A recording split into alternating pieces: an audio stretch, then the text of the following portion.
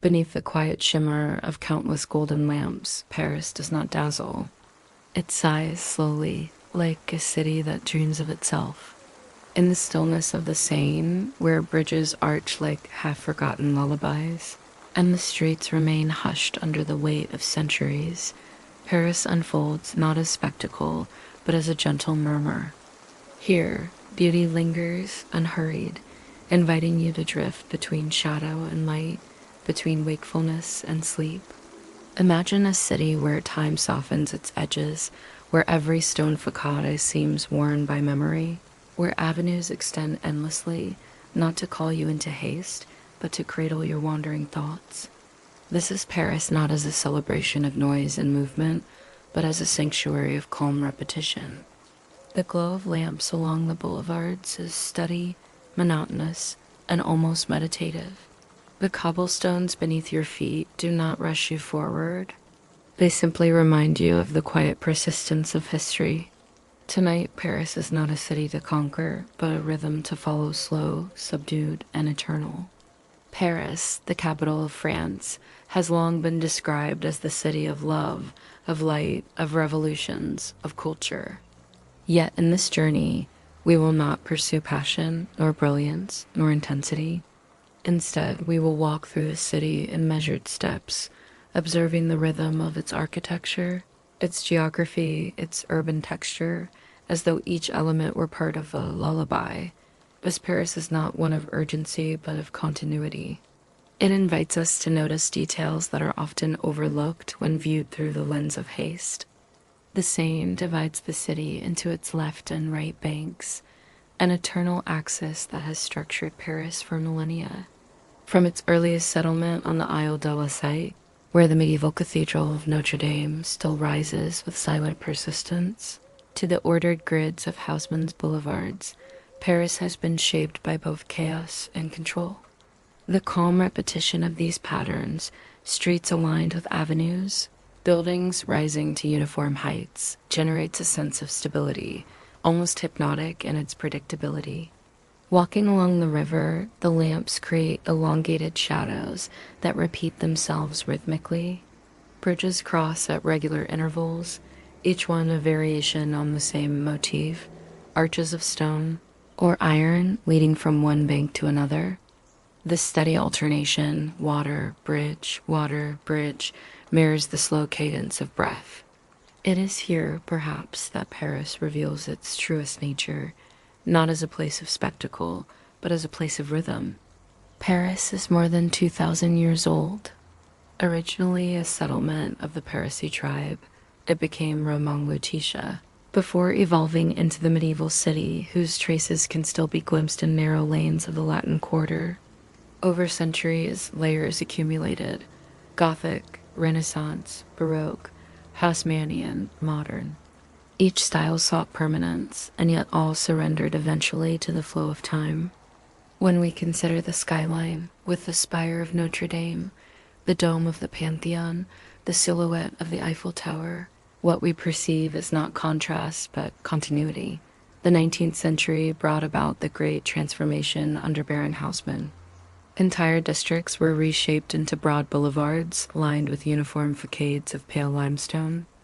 These facades, 5 to 7 stories tall, capped by mansard roofs, repeat endlessly.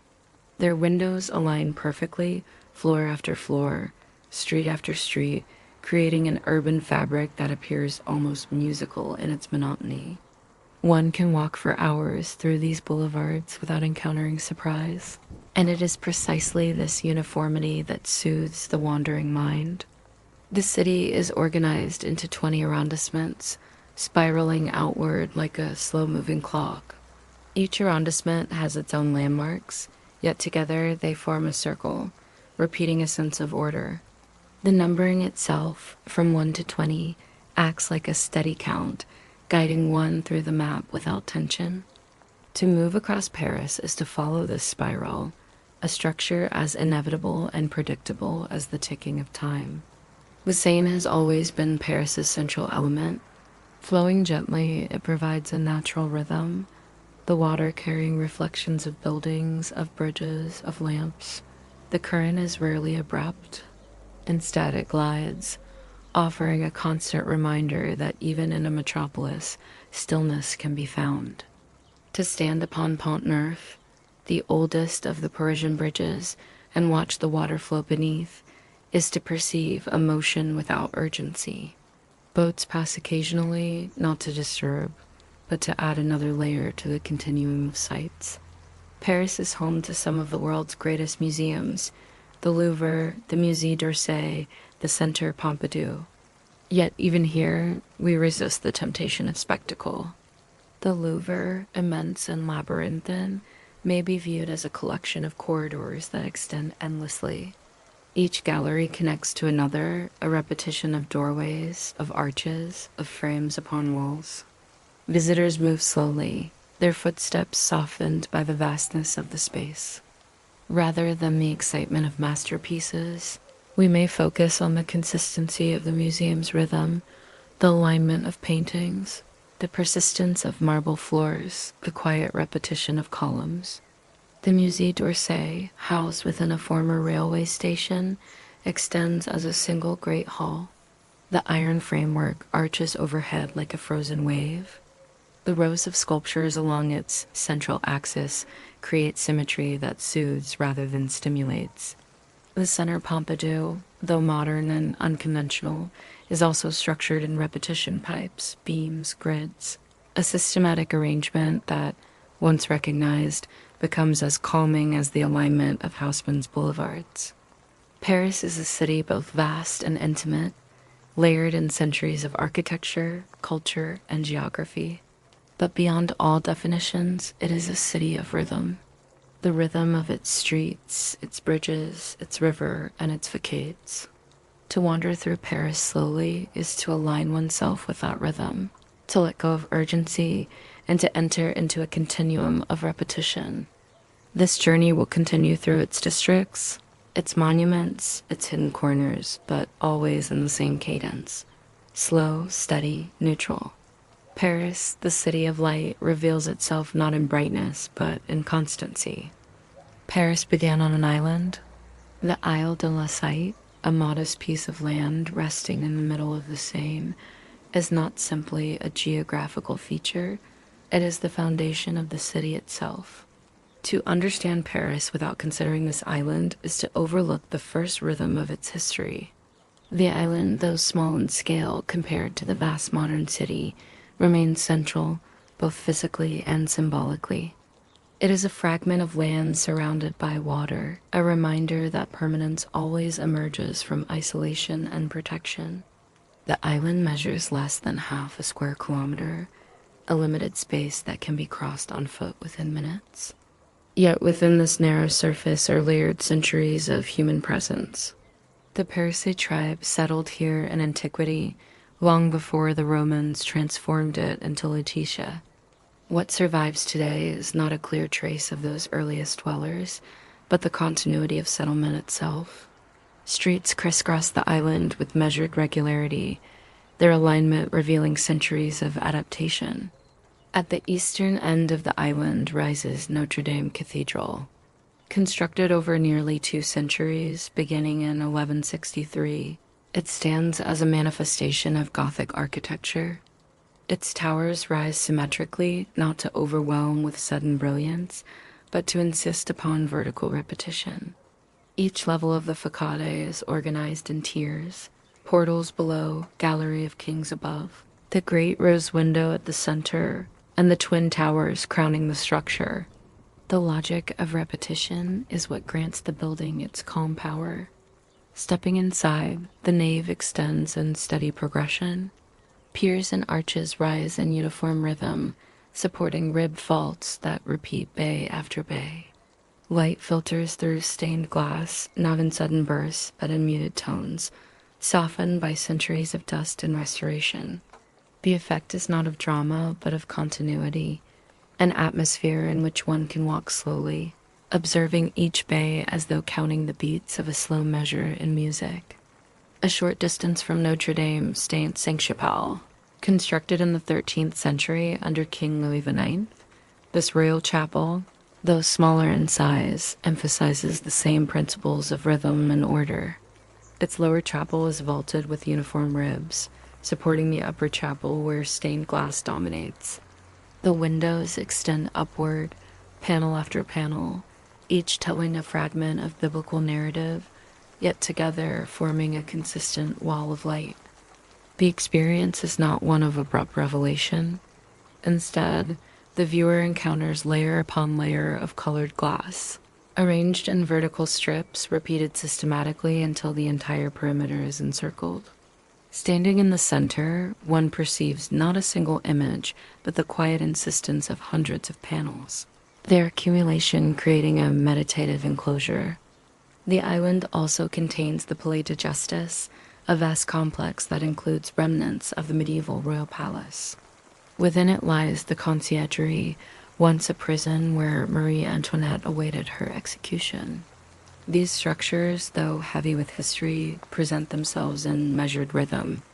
Rows of windows align across stone facades, towers rise with cylindrical regularity, and interiors are arranged in vaulted halls.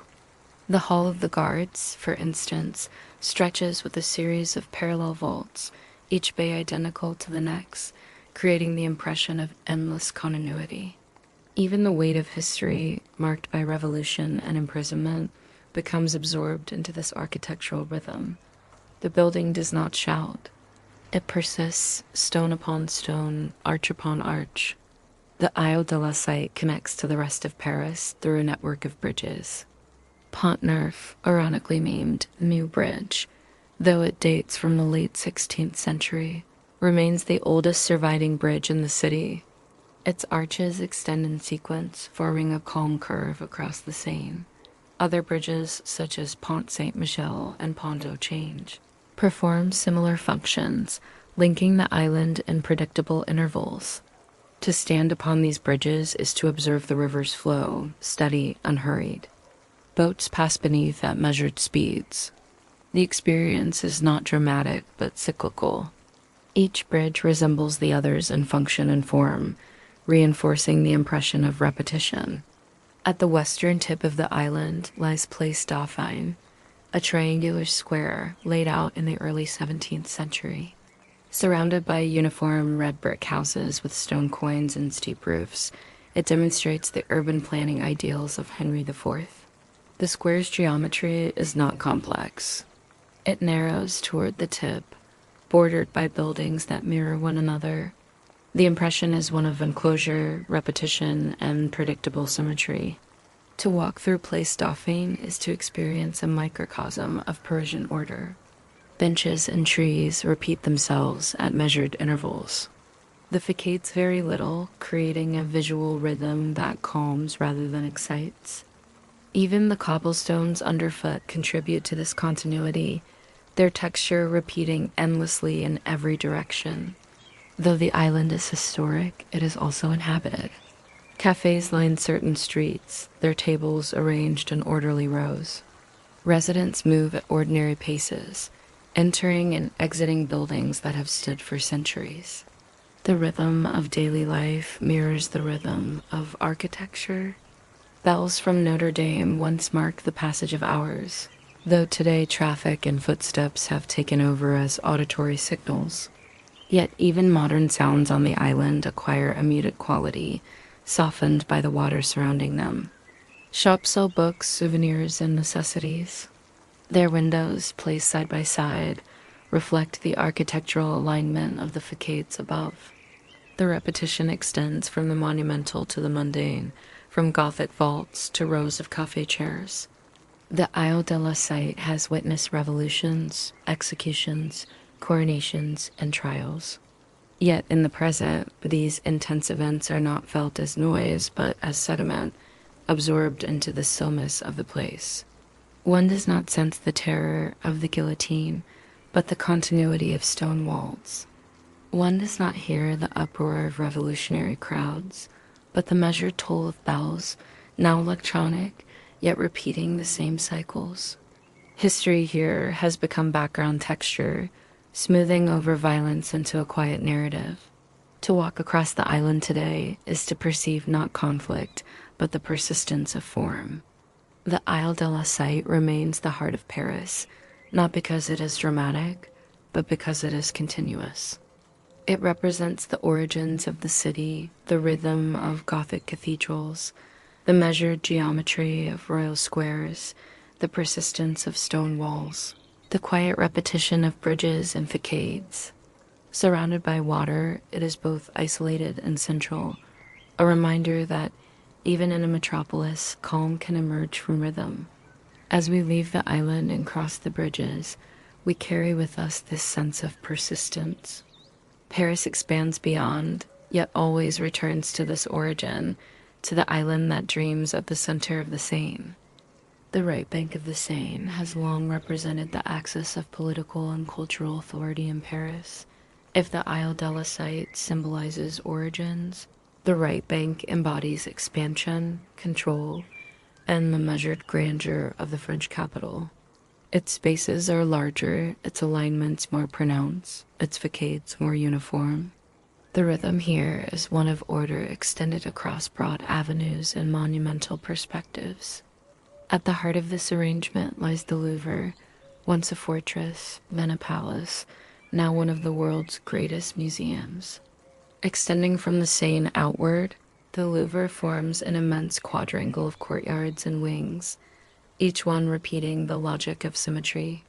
Connected to it, the Tuileries Gardens stretch westward, forming a long axis that will eventually link to the Place de la Concorde and the Champs-Élysées. This is the geography of measured continuity, a landscape designed not for spontaneity, but for repetition and calm procession. The Louvre originated as a medieval fortress in the 12th century under King Philip Augustus. Remnants of that early structure may still be observed in the underground levels of the museum, where stone foundations display the rhythm of thick walls and cylindrical towers. Over the centuries, the fortress was transformed into a palace, expanded under successive monarchs, and later converted into a public museum after the French Revolution. What defines the Louvre today is not merely its history, but its structure. The facades extend with unrelenting symmetry. Rows of windows align across wings that seem to stretch without end. Columns, pediments, and balustrades repeat themselves bay after bay. Walking along the Cour Napoleon, one encounters the same proportions repeated across the vast perimeter, generating a sense of calm predictability. The addition of the glass pyramid by architect I.M. Pei in 1989 introduced a modern element. Yet even here, repetition is the guiding principle. The pyramid's glass panels, triangular and modular, create a surface of endless uniformity. The pyramid does not disrupt the rhythm, but participates in it, extending the geometry of the palace into a contemporary form. Inside the Louvre, the museum reveals itself as a sequence of galleries and halls. Visitors may seek famous works such as Leonardo's Mona Lisa or the Venus de Milo, but the true experience of the Louvre lies in its continuity. One corridor leads to another, one room opens into the next, each framed by arches, pilasters, and doorways that repeat across the structure. The Denon wing, for instance, extends with long galleries, their ceilings vaulted or coffered in patterns that recur rhythmically. The Richelieu wing rises in similar proportions, its sculpture courts lined with arcades that mirror each other. The Sully wing, housing remnants of the medieval foundations, demonstrates how even irregular fragments of history have been subsumed into the measured plan of the museum. The visitor walking through the Louvre perceives not abrupt surprises, but gradual repetition. Paintings align in rows upon the walls, sculptures are placed at regular intervals, and benches offer identical pauses across galleries. The museum, though filled with variety, imposes a cadence upon the experience. One moves slowly, steadily, guided less by masterpieces than by the endless rhythm of space. The Cour Carrée, the central courtyard of the Louvre, epitomizes this sense of calm order. Surrounded on four sides by facades constructed over centuries, the courtyard displays unity despite its historical layers. Pilasters rise in measured spacing, windows align across stories, Roofs are capped by dormers that repeat in even intervals. Standing in the courtyard, one feels enclosed not by chaos but by rhythm, as though each wall were part of a slow and deliberate pulse. The square's geometry, perfectly regular, contributes to this sensation. Unlike streets that bend or squares that expand irregularly, the cour carré offers closure and stability. Its stone surfaces reflect light evenly, and the measured shadows of pilasters and cornices create patterns that shift predictably throughout the day. Beyond the Louvre extends the Jardin des Tuileries.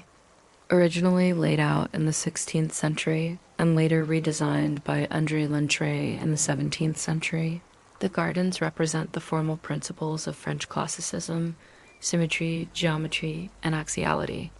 The central axis runs straight from the Louvre westward, creating a line of sight that continues through the Place de la Concorde, the Champs-Élysées, and ultimately the Arc de Triomphe.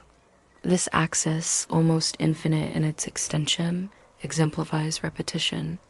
Rows of trees flank the pathways, trimmed to uniform height. Gravel paths stretch straight and unbroken, bordered by identical benches. Fountains and statues appear at measured intervals, offering regular pauses in the geometry. Walking through the Tuileries, one experiences not variety, but predictability. Each allée mirrors another. Each basin reflects the sky in the same manner. Chairs, scattered around fountains, provide identical opportunities for rest.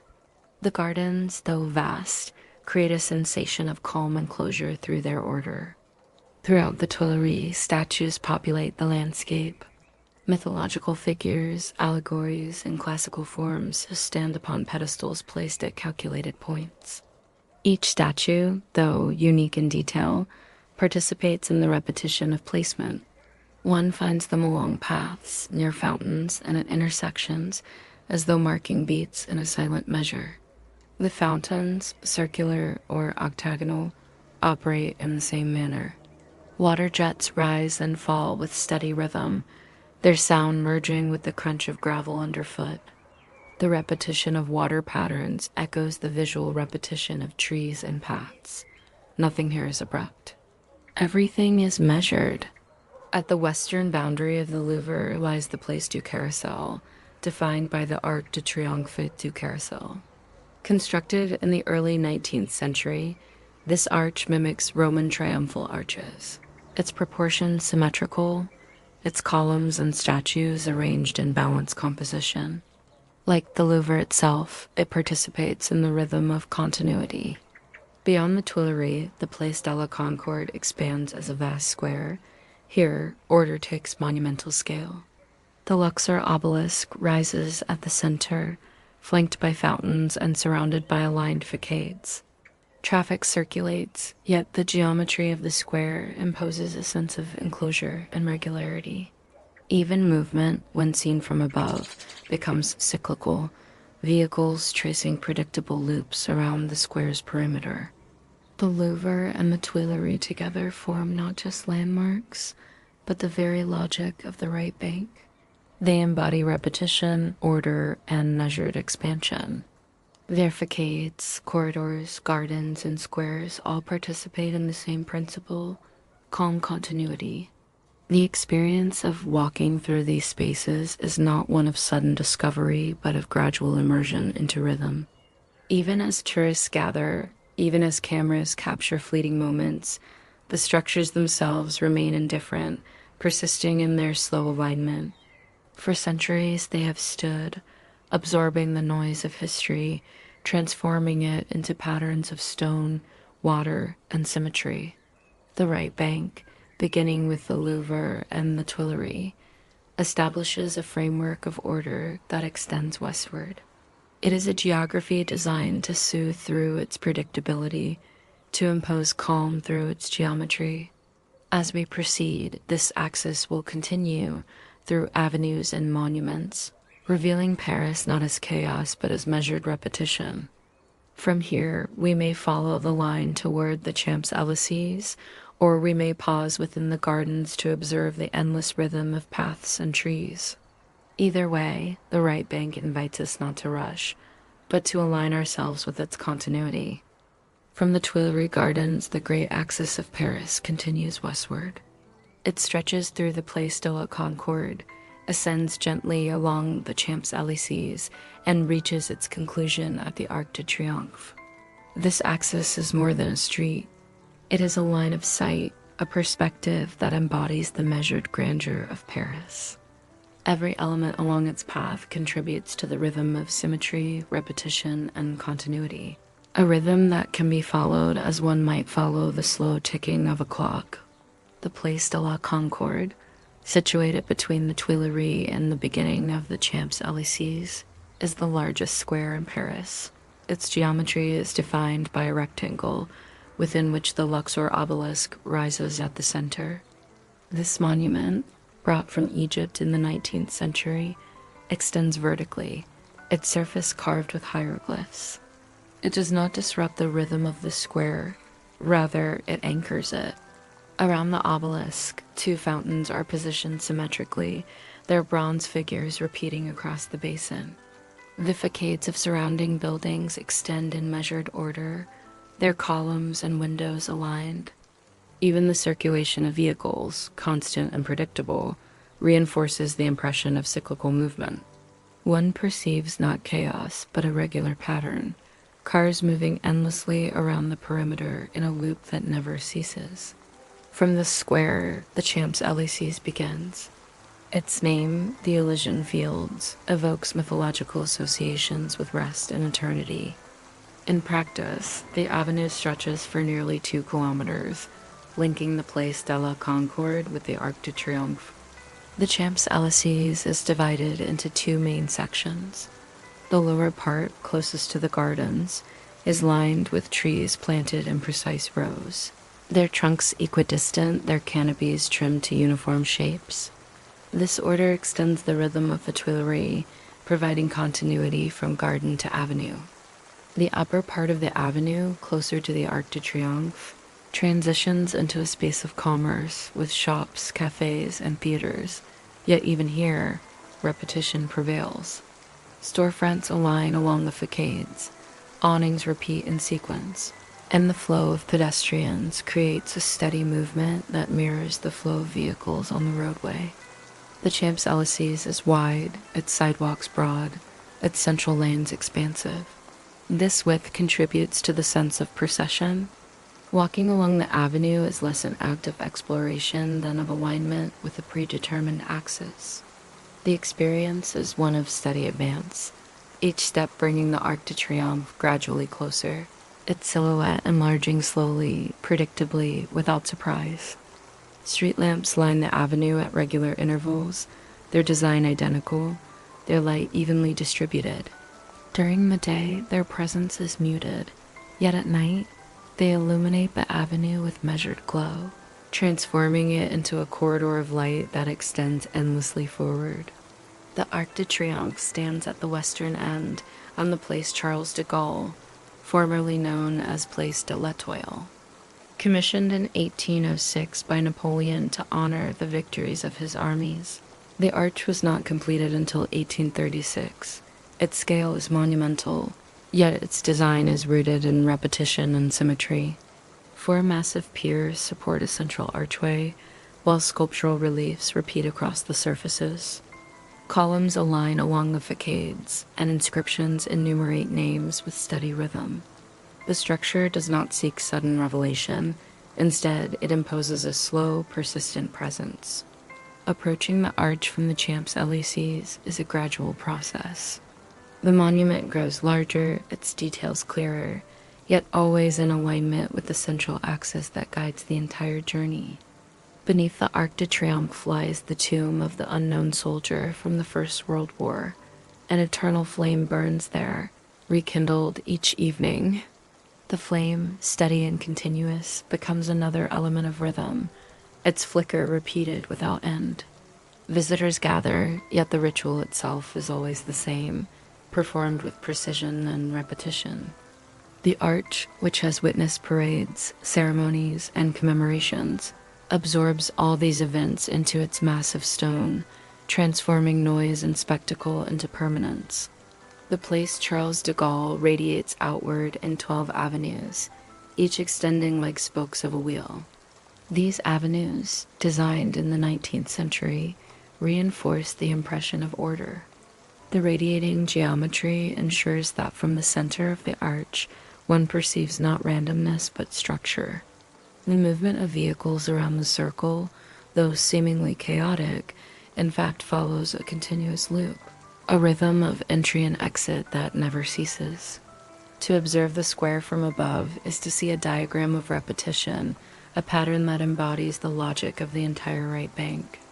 The Champs-Élysées, together with the Arc de Triomphe, represents the culmination of the axis that began at the Louvre and the Tuileries. It is a line of continuity, a perspective that extends through space and history. The facades, the trees, the lamps, the monuments, all participate in this rhythm. The experience of moving along this axis is not one of excitement, but of steady alignment. Each element confirms the next, each step repeats the one before. In this way, the Champs-Élysées is not only an avenue of commerce or celebration, but an avenue of calm procession. At night, the avenue acquires another layer of rhythm. Lights glow evenly, their reflections mirrored on the surfaces of windows. The Arc de Triomphe stands illuminated, its stone surfaces softened by artificial light. The flow of pedestrians slows, cafés continue their quiet rituals, and the hum of traffic becomes a steady backdrop. The nocturnal Champs-Élysées does not lose its order, it deepens it. The repetition of lamps, the rhythm of steps, the endless perspective, all merge into a lullaby of urban geometry. To walk from the Tuileries to the Arc de Triomphe is to follow a line of calm insistence. One is guided not by curiosity, but by structure, not by surprise, but by inevitability. The axis does not invite deviation. It invites persistence. Paris here reveals itself as a city of measured grandeur, where order itself becomes a source of stillness. This journey along the Champs-Élysées concludes not with climax, but with continuation. For beyond the Arc de Triomphe, the axis extends further, toward La Défense and its modern arch, repeating the same logic in new form. The rhythm never ends. It only adapts, perpetuating the calm geometry that defines the right bank. Beyond the Champs-Élysées and the Arc de Triomphe, the right bank reveals another of its monumental axes of order, one less vast in scale, but equally rooted in geometry and repetition. Between the Louvre and the Opera District extends a network of spaces planned in the 17th and 19th centuries to embody symmetry, proportion, and calm grandeur. Among these, the Place Vendôme and the Opéra Garnier stand as two landmarks that demonstrate how Paris expresses authority and elegance through architectural rhythm. The Place Vendôme, designed in the late 17th century under the direction of Jules Hardouin-Mansart, is one of the city's most characteristic royal squares. It follows the same logic as the Place Dauphine or the Place des Vosges, yet here the impression is one of monumental enclosure. The square is octagonal in plan, though its proportions create a sense of regularity that feels almost square. Uniform facades surround it on all sides. Their rhythm is defined by aligned windows, Corinthian pilasters, and mansard roofs that extend in unbroken continuity. The impression upon entering the square is not of variety, but of repetition. Every facade mirrors the next, and though each building is privately owned, their surfaces conform to a single design, creating the sensation of unity and calm. At the center of the square rises the Vendôme column, modeled after Trajan's column in Rome. It was erected by Napoleon in the early 19th century to commemorate his victories. Its surface is wrapped with a bronze relief, cast from melted enemy cannons, depicting battles in spiraling sequence. Yet even this narrative of war becomes, when observed from a distance, an endless spiral of forms repeating themselves as they ascend. The column terminates with a statue, originally of Napoleon, later replaced. yet always maintaining the vertical rhythm that anchors the square. The square absorbs history, royal pride, imperial ambition, revolutionary destruction, and restoration, transforming each layer into a stable geometry. Today, the Place Vendôme is associated with luxury. Jewelry houses and fashion ateliers occupy its ground floors. Yet even this modern function does not disturb the rhythm. The shop windows, aligned within the regular arches of the facades, repeat as consistently as the pilasters above them. The commercial activity adds motion, yet the geometry dominates. Visitors may pass through, glancing at displays, yet the square itself remains constant, its proportions unchanged. The calm repetition of surfaces absorbs the ephemeral nature of fashion, imposing upon it the stillness of architecture. A short walk north leads to the Opéra Garnier, constructed in the second half of the 19th century during the Great Urban Transformation under Baron Haussmann. Designed by Charles Garnier, the opera house epitomizes the eclectic style of the era. Yet despite its ornamentation, it too adheres to principles of rhythm and order. The façade extends horizontally, organized in bays separated by columns and pilasters. Arched windows repeat across the central portion, while niches hold statues that mirror one another in placement. The roofline is punctuated by domes and gilded figures, yet their positions are symmetrical, creating balance. Approaching the Opéra Garnier, one ascends a broad stairway that divides into symmetrical flights. The ascent is slow, deliberate, as though preparing the visitor to enter a space defined not by speed, but by ceremony. Inside, the grand staircase becomes the focal point. Its marble steps rise in double flights, curving symmetrically, converging upon landings that repeat one above another. Balustrades align with precision, and mirrors extend the rhythm endlessly. The experience is not one of disorientation, but of continuity, every step reinforcing the logic of order. The auditorium itself follows the classical horseshoe plan. Rows of seats curve in predictable arcs around the stage. Boxes stack in levels, their ornamentation varied yet their placement uniform. The ceiling, later painted by Marc Chagall in the 20th century, introduces color, but even here, the circular composition aligns with the rhythm of the space. The entire design ensures that the audience is not scattered, but gathered into a single, unified perspective. The repetition of rows and levels creates calm through geometry, even amid the performance of sound and spectacle. Surrounding the opera house, the district itself reflects Haussmann's vision of order. Avenues radiate outward from the Place de l'Opéra, their widths consistent, their facades aligned. The Rue de la Paix extends southward, linking directly to the Place Vendôme. This alignment is deliberate, reinforcing the logic of connection between royal squares and modern boulevards. Shops and cafes line these avenues, their signage controlled, their awnings repeating along the facades. The effect is not of chaos, but of rhythm extended into the fabric of daily life. Both the Place Vendôme and the Opéra Garnier embody the way Paris imposes calm through geometry. The square encloses with uniform facades, the opera elevates with symmetrical staircases. Each transforms history into order, monarchy into stone facades, empire into bronze spirals, bourgeois society into marble and gilded ornament. Yet beyond symbolism, they offer a rhythm that soothes. To walk across the Place Vendôme is to experience enclosure without surprise. To ascend the steps of the Opéra Garnier is to follow a path predetermined, symmetrical, inevitable. The impression is one of permanence, where architecture subsumes motion and sound into structure. As night falls, both places acquire another layer of stillness. Lamps illuminate the facades of the square with even light, casting regular shadows along the pilasters. The column glows subtly, its spiral barely visible in the dimness, appearing instead as a vertical silhouette anchoring the space. The Opéra Garnier shines with artificial light, its gilded statues glowing against the darkness. Yet here too, repetition prevails. Lamps placed evenly, windows glowing in predictable sequence. The noise of the city softens, and the rhythm of surfaces takes precedence.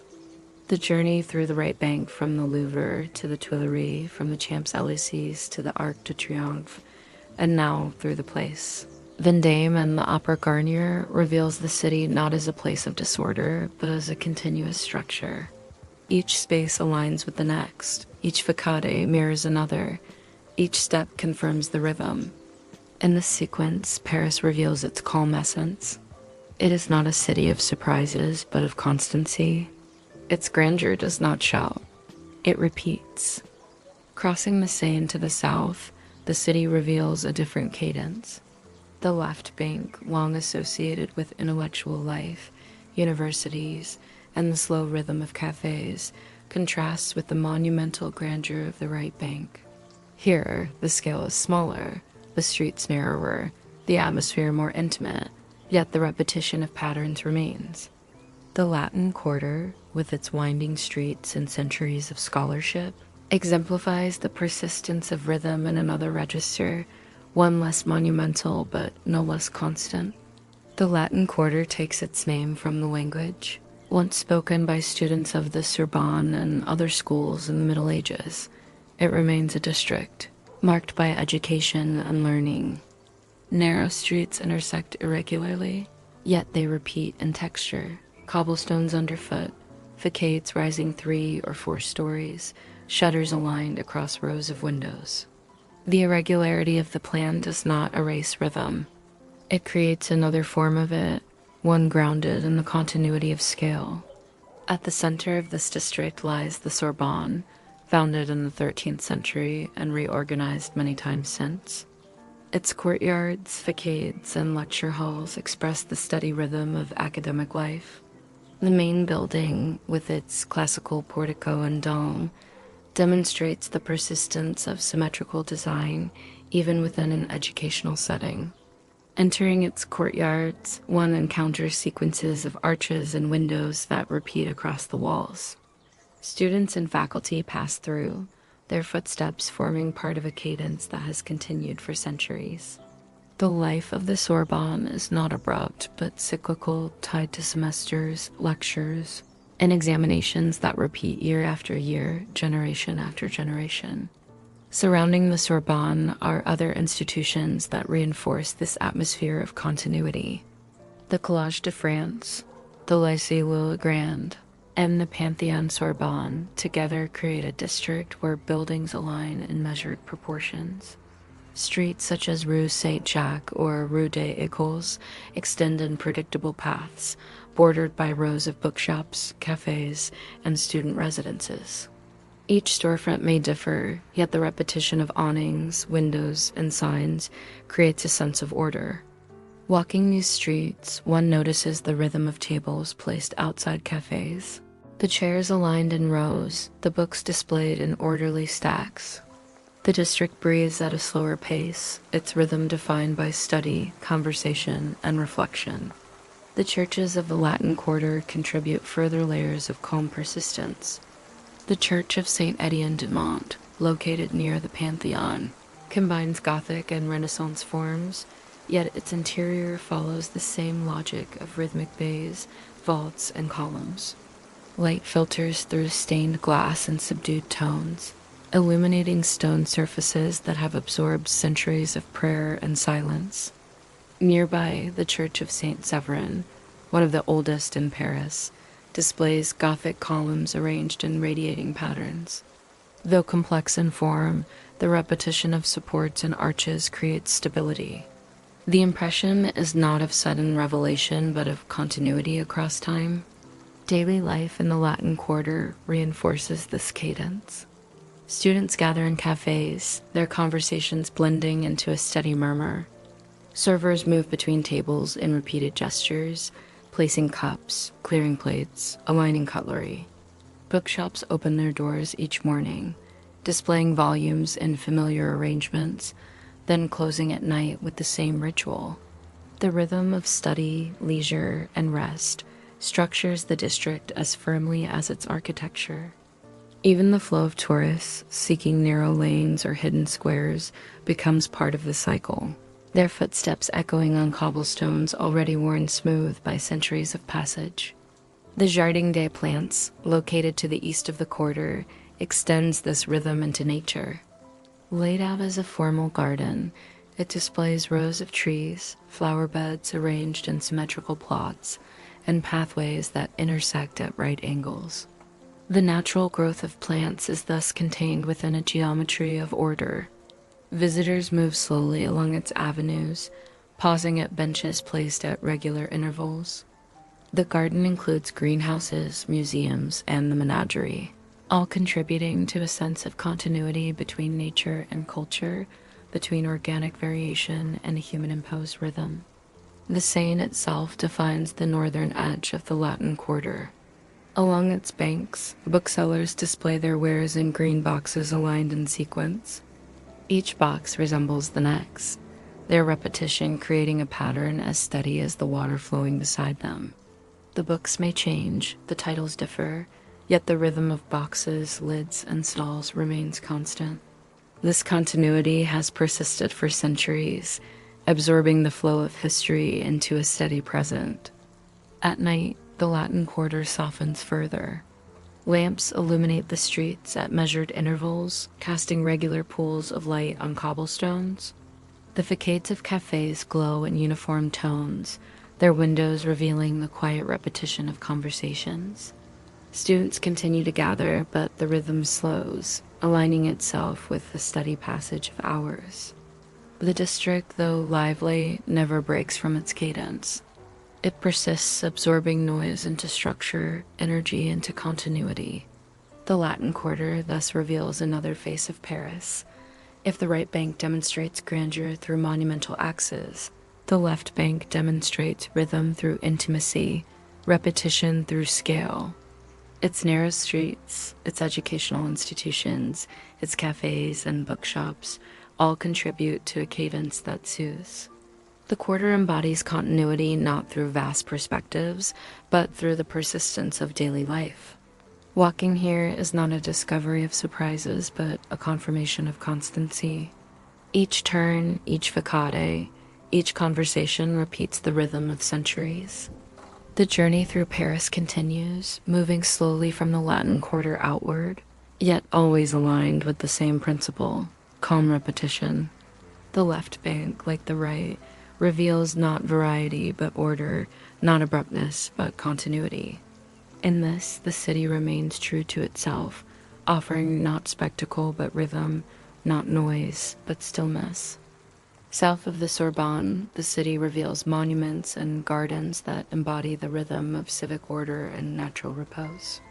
The Panthéon and the Luxembourg Gardens together represent two different yet complementary expressions of continuity. One, in stone, celebrates permanence through architecture and commemoration. The other, in landscape, manifests rhythm through geometry and vegetation. Both contribute to the calm cadence of the left bank. The Panthéon, standing on the Montagne Sainte-Geneviève, was originally conceived in the 18th century as a church dedicated to Saint Geneviève, patron saint of Paris. Designed by Jacques-Germain Soufflot, it combines classical forms with monumental scale. Its facade recalls the Roman Pantheon, with a colonnaded portico crowned by a pediment. The colonnade repeats identical columns, aligned in rows, their rhythm imposing stability.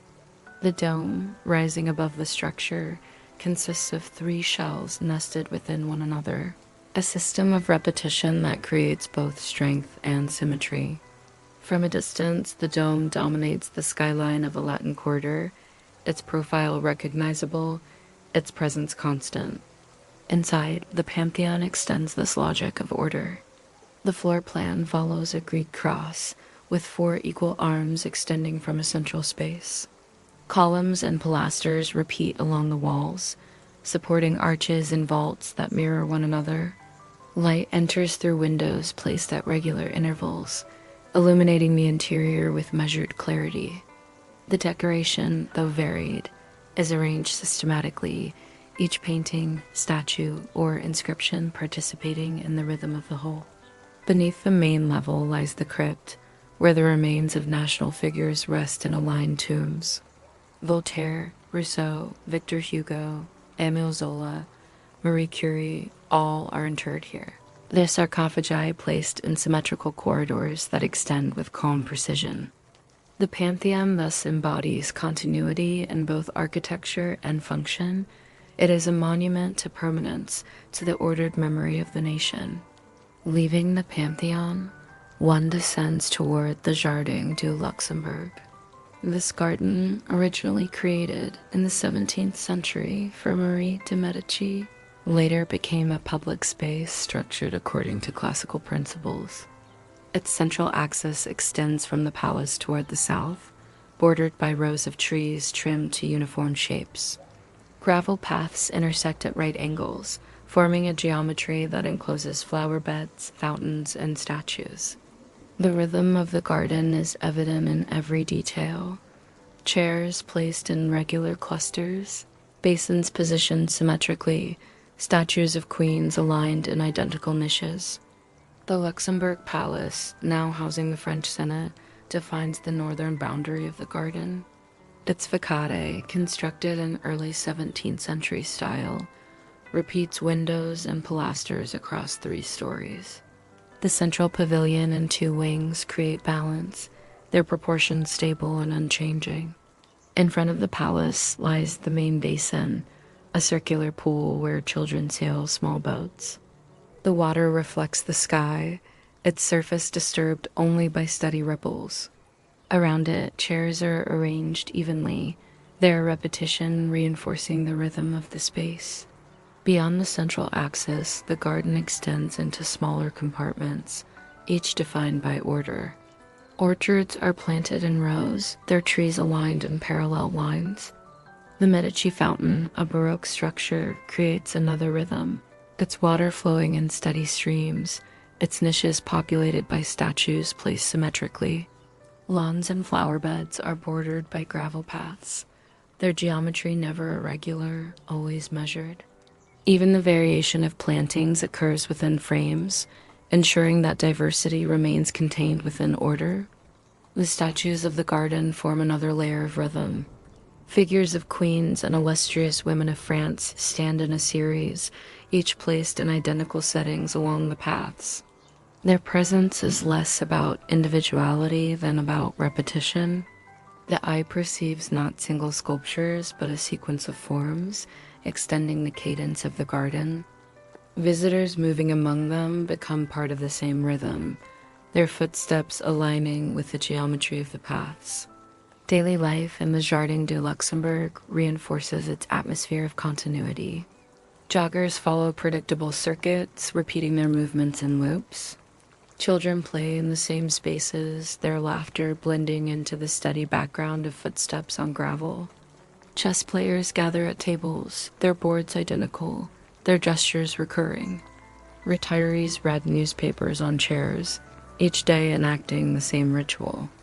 The garden is not defined by singular events, but by cycles of repetition, by patterns that persist across seasons and generations.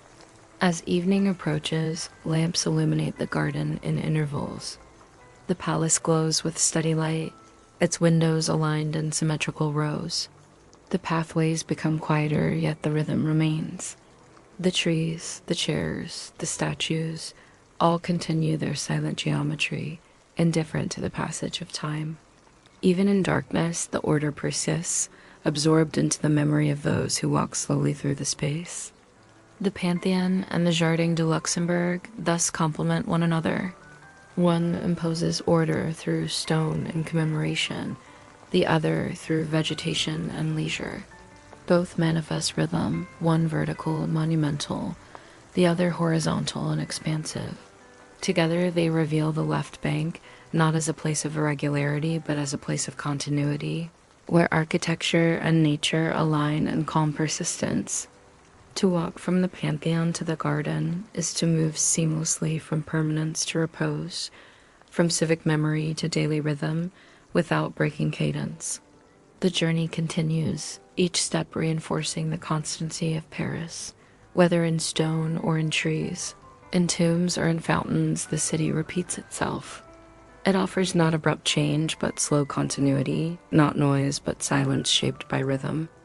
In this, the left bank confirms what the right already suggested, that Paris is not a city of surprises, but a city of constancy. West of the Latin Quarter, the character of the left bank shifts into another rhythm. Saint-Germain-des-Prés, long associated with cafés, philosophy, and literature, presents an urban fabric where repetition is quieter, more intimate, shaped not by monumental axes but by the persistence of daily rituals. The district embodies a slower cadence, one that blends the constancy of architecture with the steady patterns of social life. The Abbey of Saint-Germain-des-Prés, one of the oldest churches in Paris, gives the area its name. Founded in the 6th century, it has been rebuilt and restored over centuries, yet its structure maintains a rhythm of repetition. The nave extends in aligned bays, each defined by arches and columns. The bell tower, one of the oldest Romanesque towers in France, rises with simple solidity, its tiers of openings stacked in measured sequence. Though the abbey once dominated a vast monastic complex, today it stands as a reminder of continuity, its stones absorbing centuries of history into quiet stability. Around the church, narrow streets extend in irregular lines, yet their facades impose a form of rhythm. Buildings rise 3 to 5 stories, their windows aligned in vertical rows, their shutters repeating across the surfaces. Cafés occupy the ground floors, their awnings projecting into the street at regular intervals. The impression is not of grandeur, but of constancy, a steady alignment of forms that creates calm within the irregularity of the plan. The cafés of Saint-Germain-des-Prés are central to its identity. Les Deux Magots, Café de Flore, and Brasserie Lit became famous in the 20th century as gathering places for writers and philosophers. Yet beyond their cultural associations, they embody a rhythm of daily life. Tables are placed in rows along the sidewalks. Chairs are arranged to face the street, identical in form, repeating endlessly along the facades. Waiters move in predictable patterns, carrying trays, placing cups, clearing glasses. Patrons linger, reading newspapers or conversing, their actions repeating the gestures of generations before them. The cafes are less places of spectacle than of ritual, each day reenacting the same slow rhythm of Parisian life. Bookshops and galleries contribute another layer of continuity. Their windows display rows of books or artworks, aligned neatly, changing gradually, but always presented in ordered fashion. The act of browsing, of pausing before a display, follows the same cadence as walking through a library or a museum corridor. The rhythm is steady, soothing, without abruptness.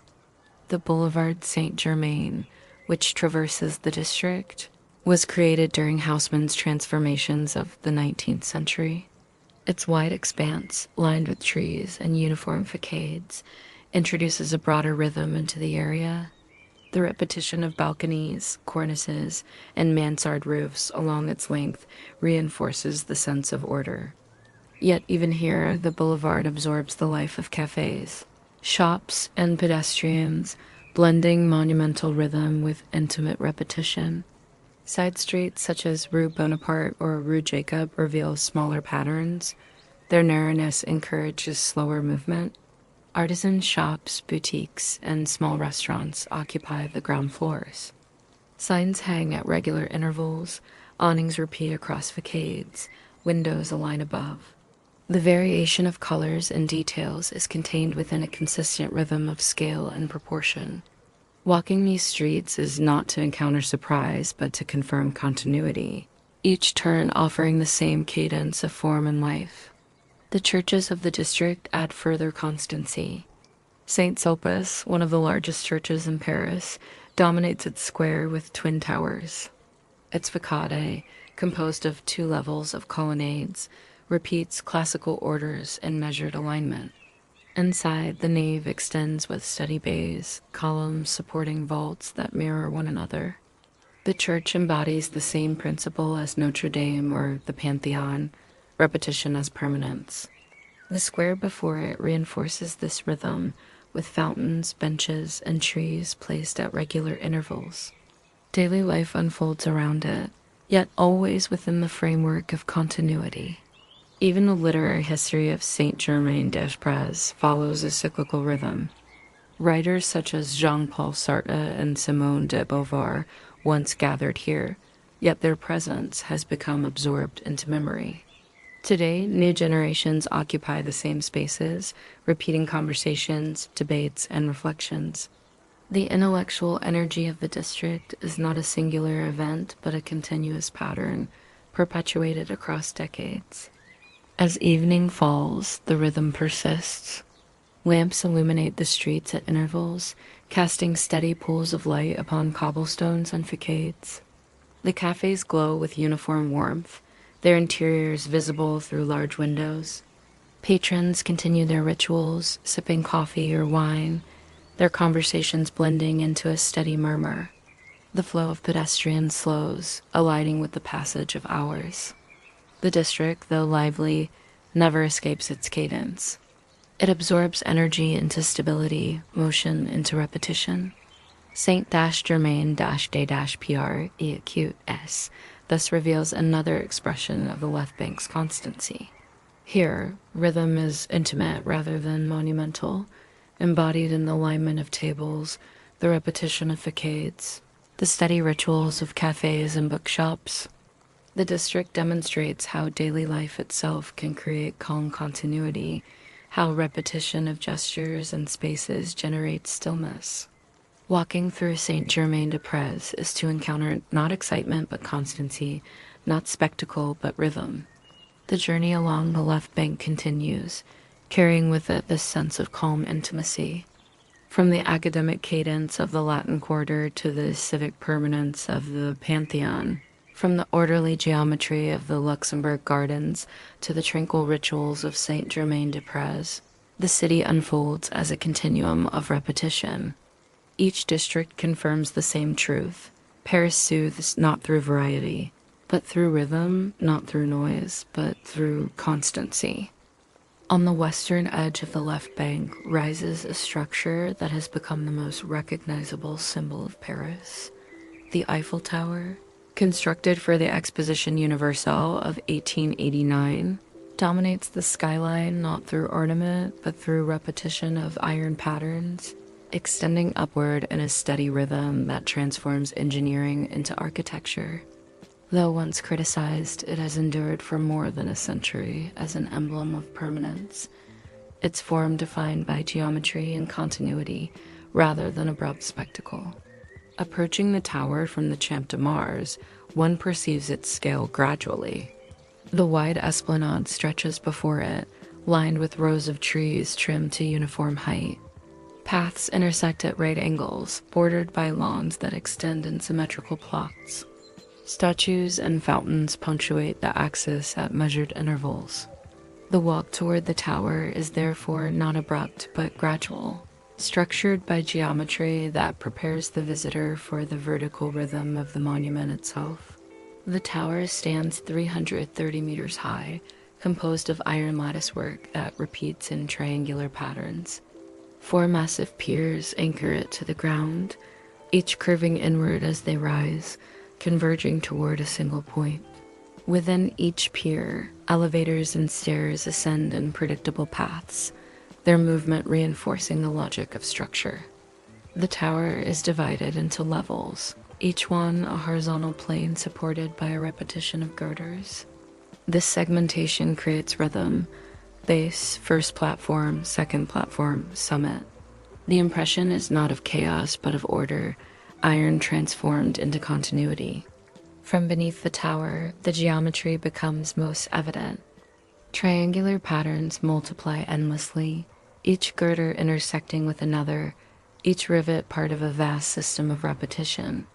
Looking upward, one perceives not variety, but a lattice of uniform shapes extending toward the sky. Even the play of light across the iron surfaces reinforces rhythm, shadows falling in predictable grids.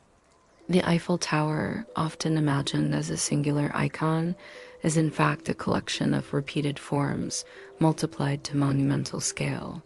The Champ de Mars contributes to this atmosphere of continuity. Originally a military training ground, it was transformed into a public park in the 18th century. Its design follows principles of symmetry and order. Lawns stretch in rectangles, paths run parallel, trees align in rows. At the southern end stands the École Militaire, its façade composed of repeated windows and columns. The alignment of the Champ de Mars with the Eiffel Tower creates a perspective of rhythm extending across distance, linking monument and landscape.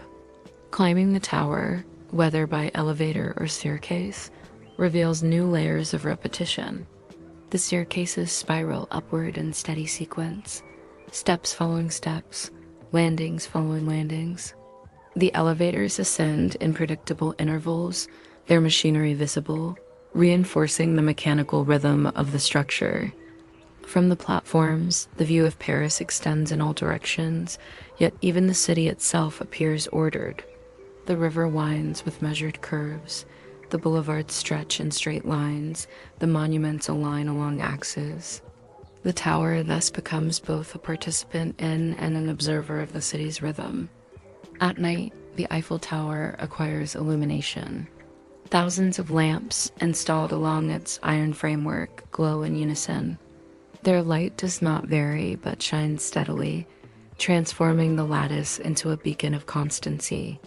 The tower sparkles briefly at each hour, yet even this is a ritual, repeated predictably, absorbed into the cadence of time. Against the dark sky, the illuminated structure becomes another rhythm, a vertical grid of light, persistent and calm. The Champ de Mars at night continues this stillness. Lamps line the paths, their glow evenly spaced, casting pools of light upon gravel and lawn. The trees create shadows in repeating patterns. Visitors stroll at slower paces, their movements absorbed into the geometry of the park. The École Militaire at the far end glows softly, its symmetrical façade anchoring the axis.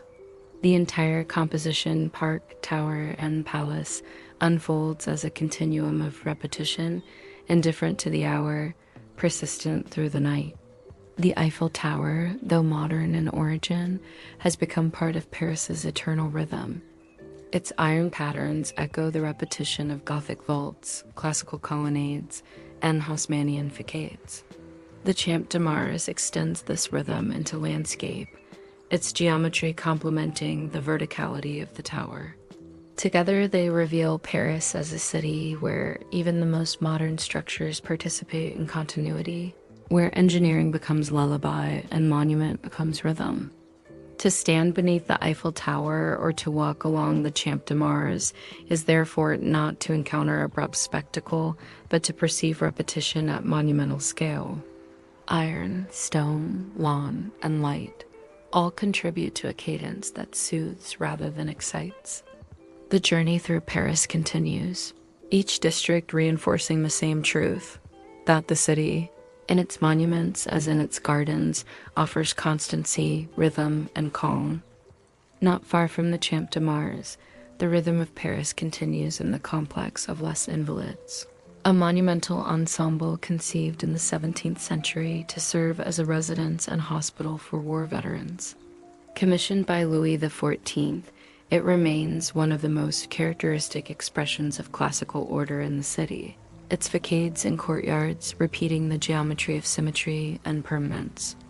The Hôtel des Invalides, as it was originally called, combines utility with grandeur, creating a structure where rhythm is both architectural and functional. The central axis of the complex is defined by the Dame des Invalides, a church designed by Jules Hardouin-Mansart and completed in 1708. Its gilded dome rises above the city. Visible from afar, its surfaces divided into repeating segments that converge at the lantern above. The dome's gilding, renewed over centuries, glows evenly in the sunlight, while at night it reflects artificial illumination and steady radiance. Beneath it lies the tomb of Napoleon Bonaparte, placed at the center of a circular crypt. The architecture of the tomb emphasizes continuity. Concentric rings of steps descend in symmetrical order, leading to the sarcophagus placed in the middle. Columns align evenly around the perimeter, their arrangement reinforcing the geometry of repetition. The tomb, though monumental, is not abrupt. It absorbs grandeur into calm structure. Surrounding the dome, the complex extends in long wings of stone. The facades are regular, composed of aligned windows and arcades, their proportions consistent across hundreds of meters. Courtyards repeat one after another, enclosed by galleries where arches and columns mirror one another. The largest of these, the Cour d'Honneur, demonstrates this rhythm most clearly. Rows of arcades extend along each side, their arches identical, their intervals measured. Standing at the center of the courtyard, one perceives enclosure not as confinement but as constancy, a rhythm of stone surfaces that imposes calm. Les Invalides also houses the Musée de l'Armée, a museum of military history. Its galleries continue the same cadence. Weapons and uniforms are displayed in cases aligned in sequence. Corridors extend with predictable regularity, their lighting steady, their arrangement consistent. Visitors move from one room to the next, encountering variation within order, detail within repetition. The narrative of history, often tumultuous, is here absorbed into the rhythm of display. Beyond the main building lies the Esplanade, a broad open space stretching toward the Seine. Trees line its edges in symmetrical rows, trimmed to uniform shapes. Lawns extend in rectangles, paths intersect in right angles. From the far end, the gilded dome rises at the axis, anchoring the perspective. The Esplanade functions as both foreground and extension, ensuring that the monument is never abrupt, but always approached gradually through layers of rhythm. Nearby stands the Musée Rodin, housed in the Hotel Byron, an 18th century mansion surrounded by gardens. The building itself, though less monumental than Les Invalides, follows the same principles of order. Its facade is symmetrical, with windows aligned and pilasters repeating in steady rhythm. Inside, rooms follow one another in measured sequence, their decorations subdued, their proportions consistent. The museum houses many of Auguste Rodin's sculptures, displayed in spaces that emphasize repetition. Works such as The Thinker or The Kiss, though expressive, are placed in galleries where symmetry and alignment prevail, absorbing intensity into calm display. The gardens of the Musée Rodin reinforce this atmosphere. Paths extend in straight lines, bordered by trimmed hedges. Lawns and flower beds are arranged in geometric plots. Sculptures are placed at intervals along the paths, each given space yet aligned within the geometry. Visitors move slowly, pausing before each work, yet always guided by the rhythm of the garden. Fountains provide steady sound, their streams repeating without variation.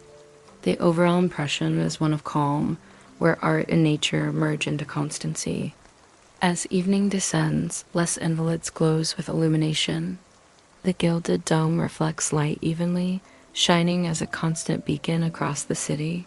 The facades of the courtyards are lit in measured intervals, their arcades casting regular shadows.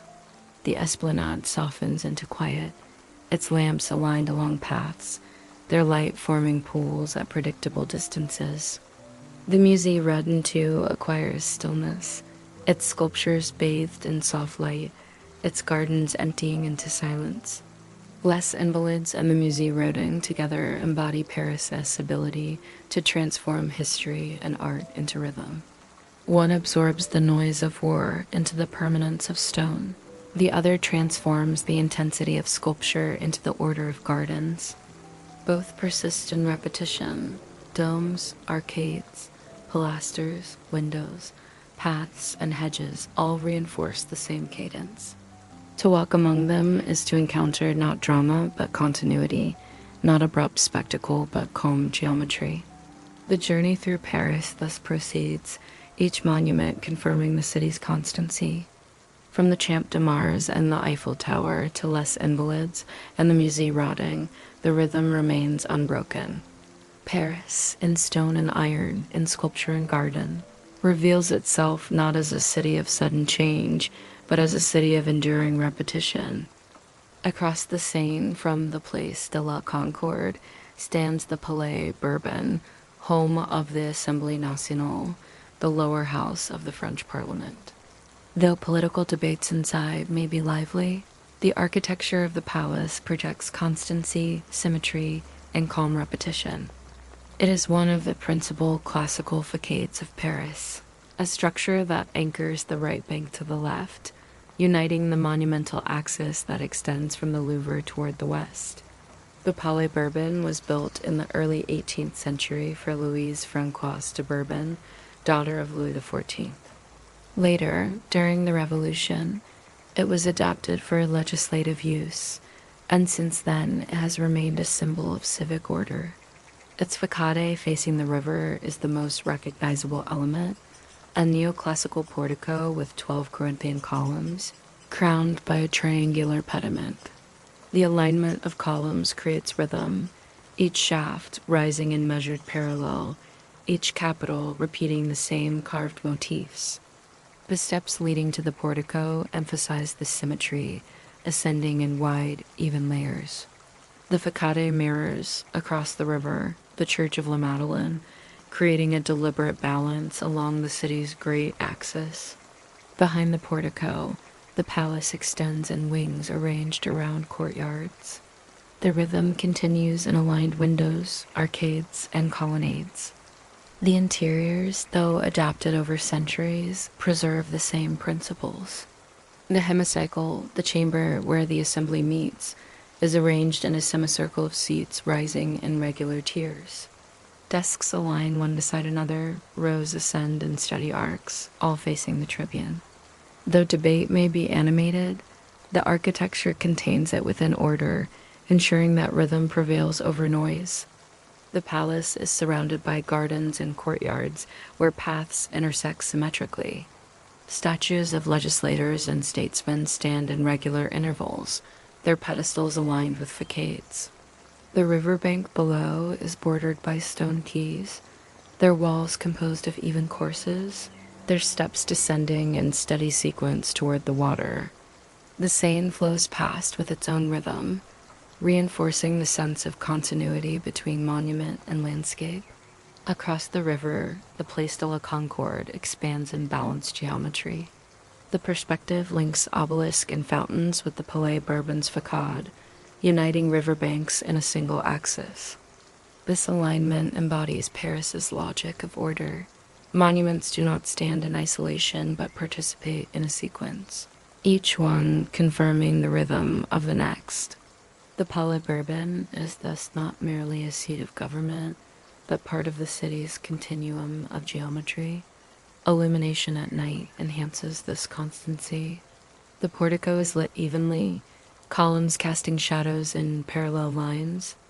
The pediment glows softly, its sculptures visible yet subdued. The river reflects these lights, duplicating them in wavering rhythm. Traffic moves along the quays, but its flow is steady, absorbed into the greater cadence of the space. The palace, massive and symmetrical, remains unchanging, indifferent to the movement around it. The Assemblée Nationale as an institution is defined by cycles, sessions, votes, debates, recesses. The palace absorbs these cycles into its structure, containing activity within permanence. The hemicycle repeats the gestures of orders. The seats receive successive generations of deputies. The building persists while individuals pass. In this way, architecture transforms the variability of politics into continuity.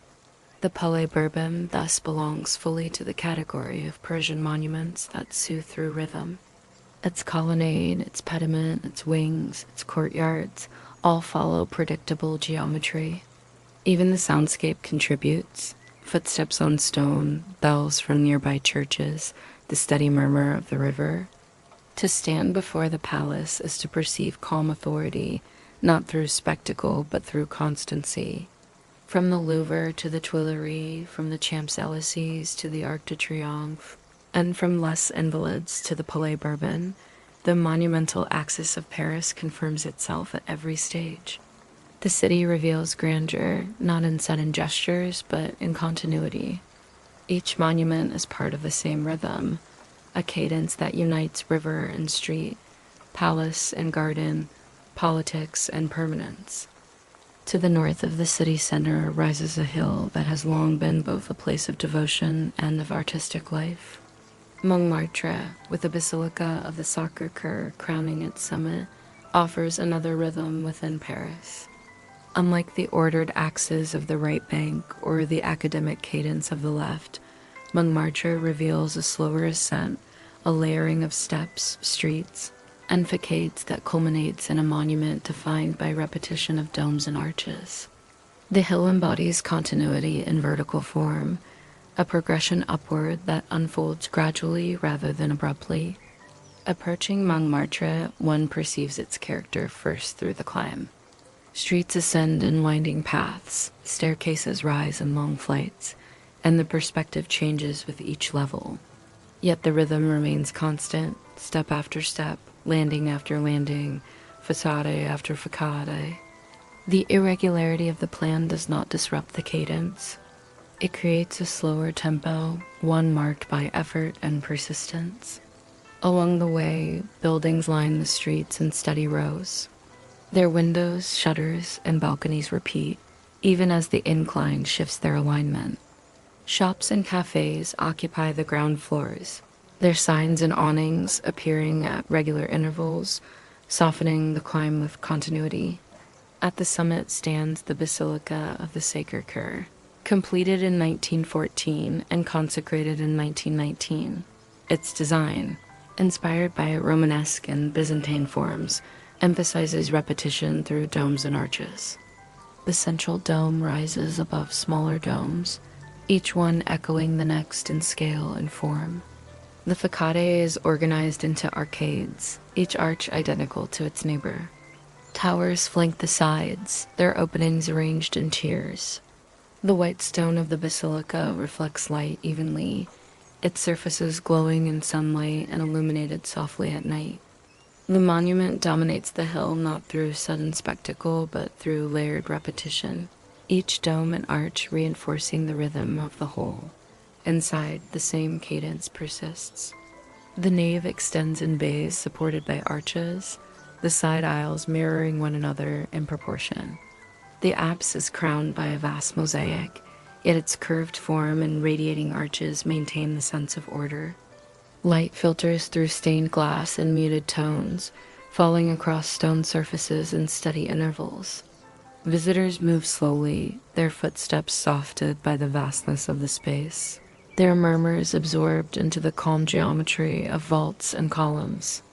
The basilica transforms devotion into rhythm, prayer into continuity. The square before the basilica extends this atmosphere.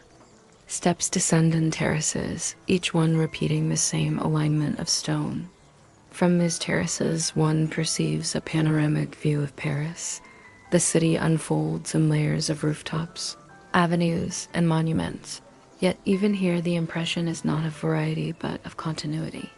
The Seine curves in steady arcs, the boulevards stretch in straight lines, the monuments align with axes. The panorama confirms the rhythm that has structured the journey through the city. Montmartre itself has long been associated with artists. In the 19th and early 20th centuries, painters, writers, and musicians gathered here, drawn by its atmosphere of detachment from the center. Yet their presence, like that of philosophers in Saint-Germain, became part of a cycle. Studios, cabarets, and cafes opened and closed, but the rhythm of artistic life persisted. The Place du Tertre, near the basilica, embodies this continuity. Easels line the square in orderly rows. Artists display canvases along the edges, and tourists wander among them in predictable circuits. Each day the same ritual is repeated, confirming the rhythm of the place. Descending from the hill, the district continues to express repetition through its narrow streets and stairways. The Rue Lepic, the Rue des Abysses, and the Rue Norvins extend in slow curves, lined with buildings that mirror one another in height and form. Shops and bistros occupy the ground floors, their tables arranged in rows along sidewalks. Chairs face outward, repeating the same configuration seen throughout the city. Music and conversation flow, yet always within the framework of steady rhythm. The Moulin Rouge, located at the base of the hill, adds another layer to this cadence. Founded in 1889, the cabaret became a symbol of Montmartre's nightlife. Its red windmill, turning slowly, reinforces the impression of repetition. Performances inside may be lively, but the rituals of music, dance, and applause follow predictable patterns, renewed night after night. The cabaret thus participates in the same logic as the basilica: continuity through ritual, rhythm through repetition. As night falls over Montmartre, the district softens into calm. Lamps illuminate staircases in regular intervals, their light casting shadows across stone steps. Cafés glow with subdued warmth, their windows aligned in rows. The basilica shines above, its domes illuminated, visible from across the city as a beacon of constancy. The rhythms of ascent, devotion, art, and daily life merge into one. Montmartre reveals itself not as a hill of contrast, but as a hill of continuity, where sacred and profane, monumental and intimate all participate in the same cadence. The journey through Montmartre confirms once more the constancy of Paris, whether in the repetition of steps and staircases, the rhythm of domes and arches, or the cycles of artistic life. The district embodies permanence. It is not variety that defines it, but order, not abrupt spectacle, but calm repetition. To ascend Montmartre is to experience the slow unfolding of rhythm, a continuity that extends from the stones beneath one's feet to the domes glowing against the night sky. At the base of Montmartre lies a district whose reputation has long been linked with nightlife, music, and spectacle. Pigalle, located between the hill of Montmartre and the grand boulevards of the right bank, offers another rhythm in the continuum of Paris. Though associated with entertainment and cabarets, its geometry, its facades, and its rituals of performance follow patterns of repetition that transform apparent variety into constancy. In this way, Pigalle participates in the same cadence that defines the rest of the city, absorbing energy into structure, motion into rhythm. The district takes its name from the sculptor Jean-Baptiste Pigalle, yet its identity became established in the 19th century as a center of censors, cabarets, and theaters. The streets themselves form the stage. They extend in straight lines or gentle curves, bordered by buildings rising in steady alignment. Their facades, though varied in detail, share the same height, the same rows of windows, the same shutters repeating across stories. The ground floors host shops, restaurants, and entertainment venues, their signs projecting into the street at predictable intervals. Neon lights may vary in color, but their placement follows the same rhythm, aligned above doors and windows in steady sequence. The most famous landmark of the district is the Moulin Rouge, established in 1889. Its red windmill, turning slowly against the facade, is a symbol of continuity. The rotation of the blades, mechanical and steady, reinforces the impression of repetition. Inside, performances follow rituals that have persisted for over a century. Music begins, dancers take the stage, choreography unfolds in patterns repeated night after night. Costumes may change, details may evolve, yet the rhythm of spectacle remains constant.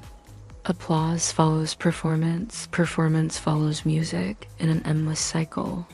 The cabaret thus embodies not abrupt excitement, but the repetition of ritual.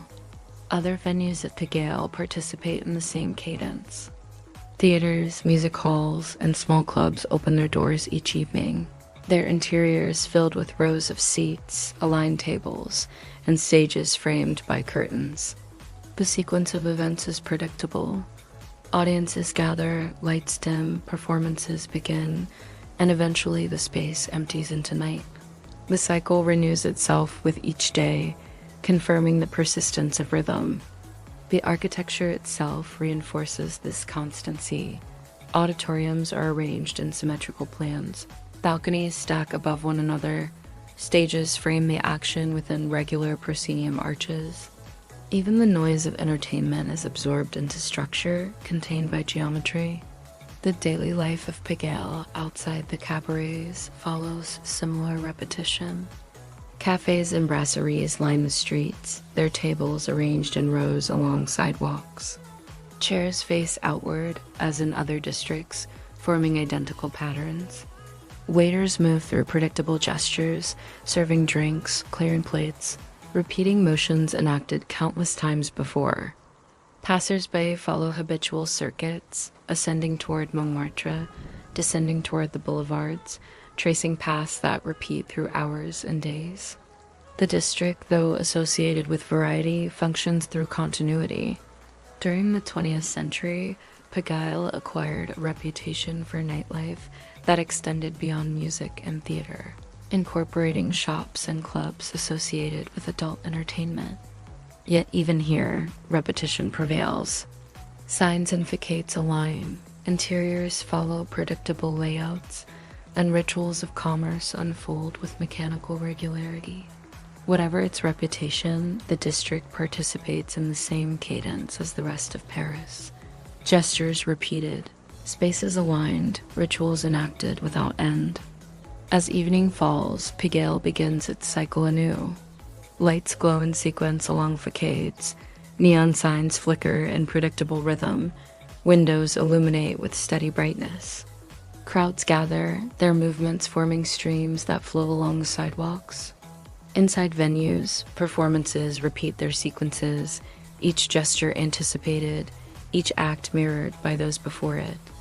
The night progresses not in chaos but in cadence, each hour following the same pattern. By dawn, the streets quiet, cafes close, lights extinguish. Yet the cycle will begin again the following evening, confirming the continuity of the district. To walk through Pigalle is therefore not to encounter disorder, but to perceive rhythm beneath surface variety. Buildings align, lights repeat, performances follow ritual. The district's energy does not break the cadence of Paris, but contributes to it, translating entertainment into repetition, spectacle into continuity. Pigalle demonstrates that even in places associated with motion and noise, the city imposes order through rhythm. The red windmill of the Moulin Rouge, turning steadily above the façade, remains the symbol of this truth, that Paris persists not in abrupt gestures, but in constancy, not in singular events, but in cycles that repeat endlessly. Moving eastward from Montmartre and Pigalle, the city reveals another kind of rhythm, quieter, defined not by monuments or cabarets, but by the steady flow of water. The Canal Saint-Martin, constructed in the early 19th century to supply Paris with fresh water and to facilitate transport, has since become a space where repetition is experienced through the mechanics of locks, the alignment of bridges, and the calm geometry of tree-lined quays. Unlike the monumental axis of the right bank or the vertical ascent of Montmartre, here the cadence is horizontal, defined by the slow continuity of water and the structures that guide it. The canal stretches for more than 4 kilometers, linking the Bassin de la Villette in the north with the Seine near Bastille. Its surface reflects the city in elongated patterns, broken only by the steady passage of boats. Along its course, a series of locks regulate the water level. Each lock functions according to the same principle. Gates open, water rises or falls. Gates close, the boat advances. The cycle repeats at every lock, transforming the movement of vessels into ritual. Observing this process, one perceives not abrupt mechanics, but measured rhythm. Water and machinery combining in predictable cadence. Bridges cross the canal at regular intervals. Some are fixed, their arches spanning the water with steady geometry. Others are movable, swinging, or lifting to allow passage. The metal pedestrian bridges, painted in shades of green, repeat their patterns of curved trusses and lattice railings. They appear at intervals, each resembling the next, each offering a place to pause and observe the water. Standing on a bridge, one sees the alignment of trees along the banks, their trunks equidistant, their branches forming symmetrical canopies. The reflection in the water doubles this rhythm, creating a geometry both above and below the surface. The quays of the canal reinforce this atmosphere. Paved walkways run parallel to the water, bordered by stone walls and lined with benches. People sit in steady intervals, reading, conversing, or resting. Cyclists and pedestrians move along the paths and streams that repeat throughout the day. Cafés and shops occupy the ground floors of adjacent buildings, their windows aligned, their awnings projecting uniformly over sidewalks. The scene changes with the hours, yet the rhythm remains constant. Morning calm, afternoon bustle, evening stillness. The architecture surrounding the canal follows the typical Parisian pattern of 5- or 6-story buildings, their facades in limestone, their windows and balconies aligned in regular rows. Shutters and iron railings repeat across surfaces, reinforcing the cadence of order. Though modest compared to the monuments of the center, these facades contribute to the same sense of continuity. Their repetition along the length of the canal ensures that the waterway is framed not by variety but by constancy. Daily life here unfolds in cycles. Boats pass through locks, their motion slow and deliberate. Pedestrians cross bridges, pausing to watch the water. Residents walk dogs along the quays, their routes repeating. Cafes open in the morning, fill in the afternoon, and empty at night, repeating the same ritual day after day.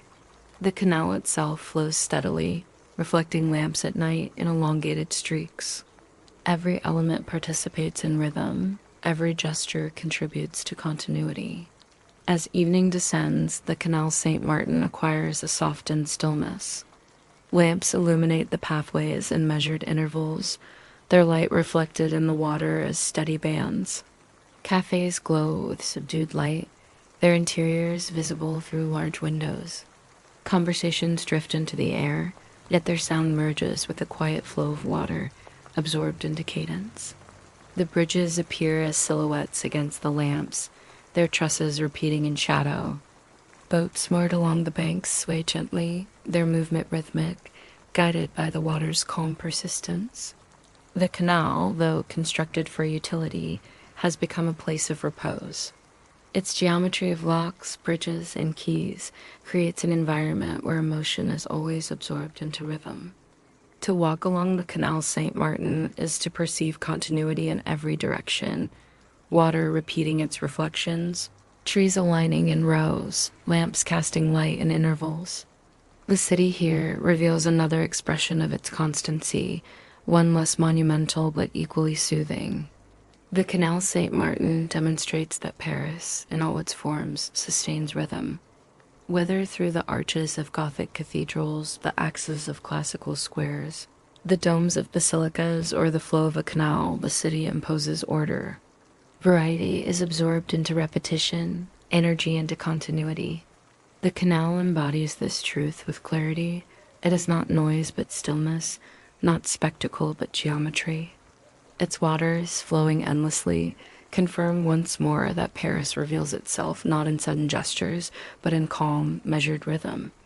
Beyond the historical center, west of the Arc de Triomphe, the city extends into a district conceived in the second half of the 20th century as a symbol of modernity. La Défense, the business district of Paris, rises with towers of glass and steel that differ in material from the stone of the old city, yet remain faithful to the same principle of repetition.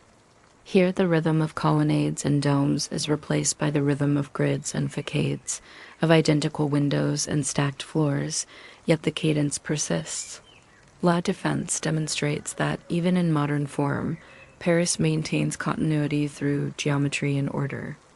The district is organized around a vast esplanade, a pedestrian axis aligned with the historic perspective that begins at the Louvre and extends through the Champs-Élysées to the Arc de Triomphe.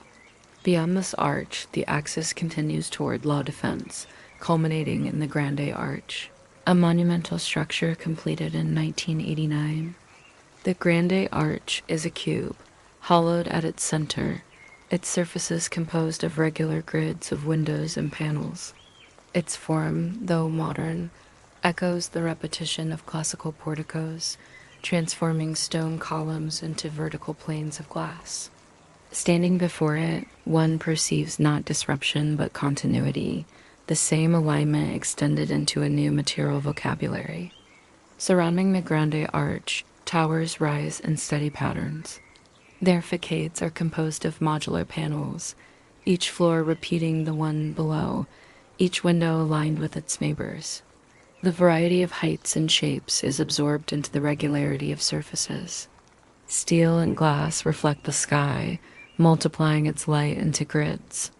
During the day, clouds move across the facades in slow patterns, reinforcing the impression of rhythm.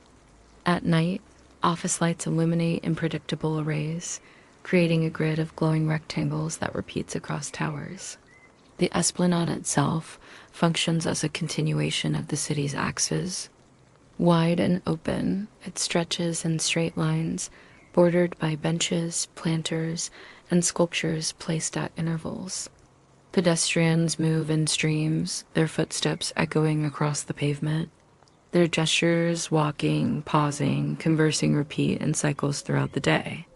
Cafés and shops line the edges of the space, their glass fronts reflecting the towers, their signs arranged in orderly sequence.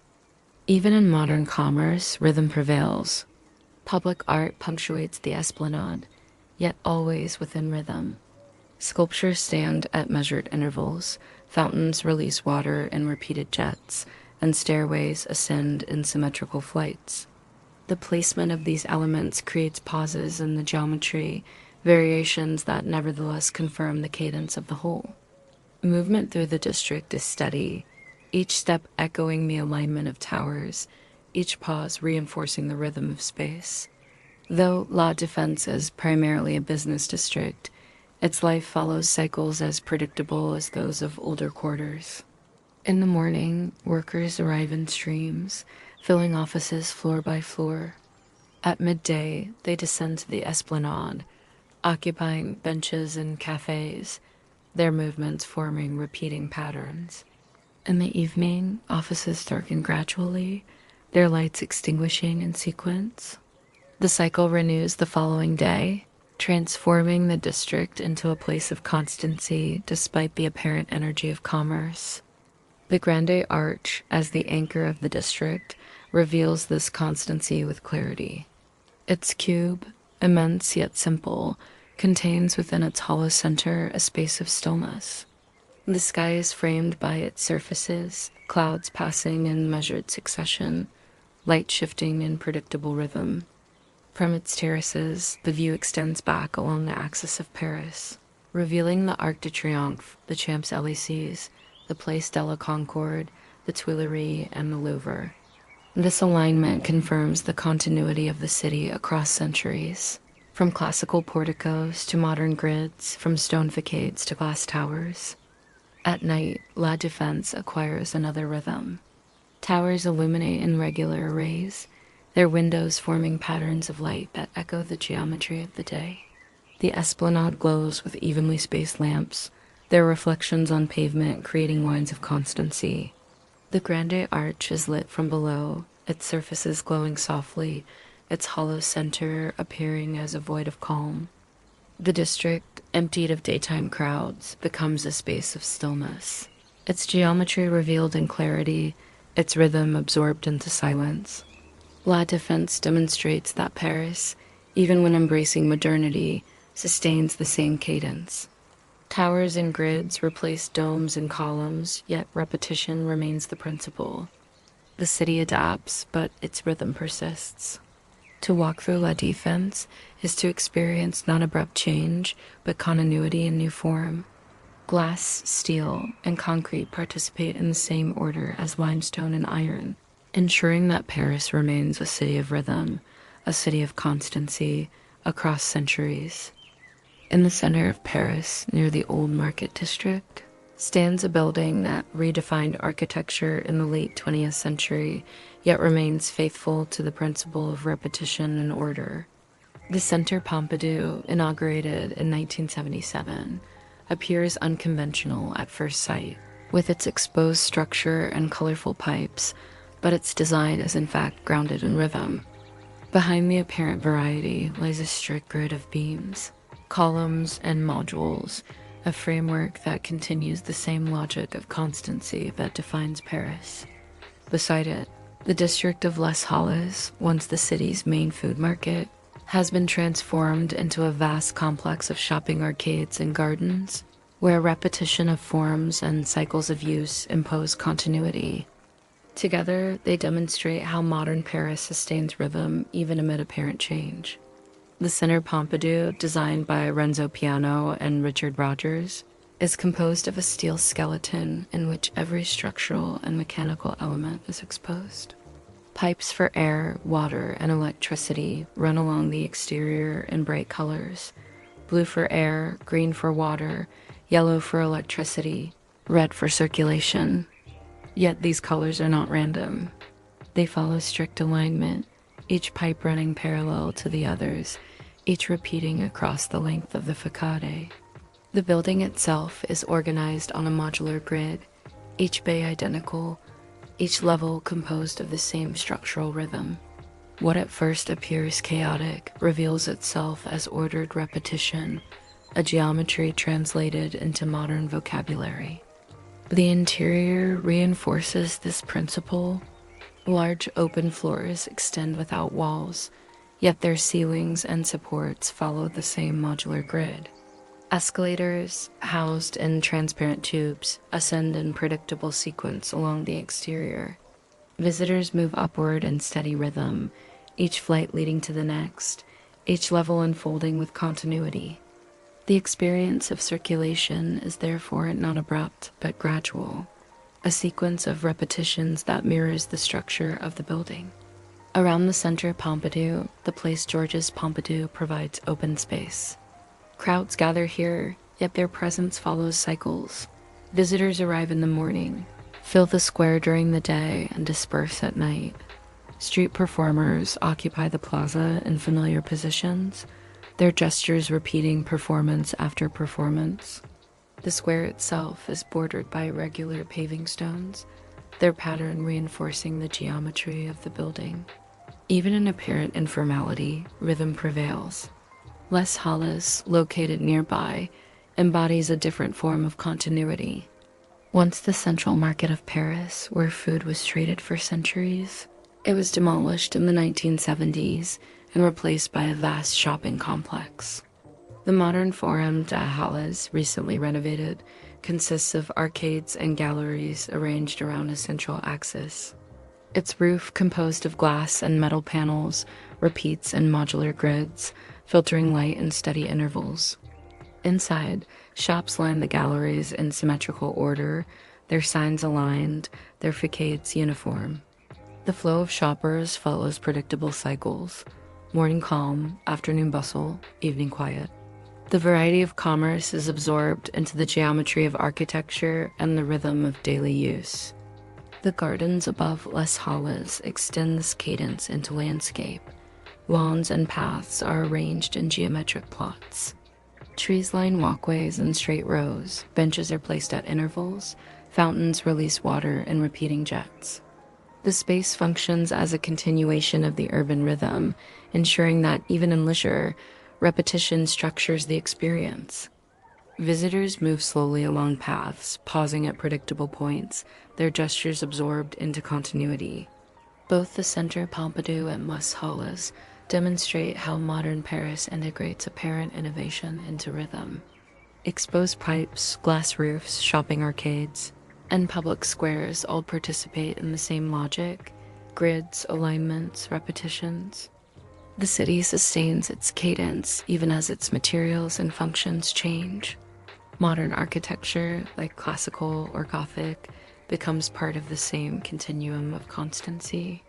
At night, the center Pompidou glows with illumination. Its pipes and beams are lit evenly, their colors softened, yet still aligned in strict rhythm. The escalators shine as tubes of light ascending in sequence. The square before it empties gradually, yet lamps placed at intervals preserve continuity. Les Halles too transforms, its glass roof glowing, its galleries lit in arrays of shop fronts. The rhythm persists, indifferent to day or night, commerce or rest. To walk through this district is therefore not to encounter disorder, but to perceive continuity in new form. The Center Pompidou and Les Halles, though modern, reveal the same principles as the Louvre or the Haussmannian boulevards: geometry, alignment, repetition. Paris adapts, yet always within cadence. It remains a city where architecture sues not through variety but through constancy, not through spectacle but through rhythm. On the southeastern edge of Paris, near the banks of the Seine, stands a complex that represents the city's late 20th century ambition to embody knowledge in monumental form. The Bibliothèque Nationale de France, known also as the Francois-Mitterrand Library, was inaugurated in 1996 as a vast repository of books and documents, designed to project permanence and order through modern geometry. Its architecture, though composed of glass and steel rather than stone, follows the same principles of repetition and symmetry that have shaped Paris for centuries. The surrounding Tolbiac district, redeveloped in conjunction with the library, extends this rhythm into urban fabric, combining housing, offices, and public spaces in measured continuity. The library is organized around 4 towers, placed at the corners of a vast square. Each tower rises in the shape of an open book, their facades composed of grids of glass panels. The repetition of these panels, identical from base to summit, creates the impression of endless continuity. The towers, though modern in material, echo the rhythm of Gothic spires or Haussmannian facades, verticality defined by repetition. Between them, the central courtyard functions as a void, a space of silence enclosed by rhythm. Within this courtyard lies a garden of tall pines, visible but inaccessible, a reminder of nature contained within geometry. Approaching the library, one ascends wide stairways that rise in long, even flights. The steps, constructed of wood, repeat in sequence, creating a slow rhythm of ascent. The esplanade at the top extends in straight lines, bordered by railings, benches, and lamps placed at intervals. From here, the towers appear as symmetrical enclosures, their glass surfaces reflecting the sky and shifting patterns of light, yet always within the framework of alignment. Inside, the rhythm continues. Reading rooms extend in vast horizontal planes, their ceilings supported by regular grids of beams. Desks are arranged in rows, lamps placed at each one, creating a pattern of light repeated endlessly across the hall. Shelves line the walls in steady order, their books organized systematically. Visitors move silently, their gestures turning pages, writing notes, walking to shelves repeating with constancy. The architecture transforms the act of reading into ritual, the library into a temple of rhythm. The Tolbiac district around the library reflects this same logic. Housing blocks rise in uniform proportions, their facades composed of repeating windows and balconies. Offices align along wide streets, their ground floors occupied by shops with signs arranged in sequence. Public spaces are paved in geometric patterns, benches and trees placed at measured intervals. The district, though modern, sustains continuity through geometry, its life unfolding in cycles of work, study, and leisure. The The presence of the Seine reinforces this rhythm. The river flows beside the library, its surface reflecting towers and sky in elongated patterns. Bridges connect the district to the opposite bank, their structures repeating arches or cables, their decks lined with lamps in regular sequence.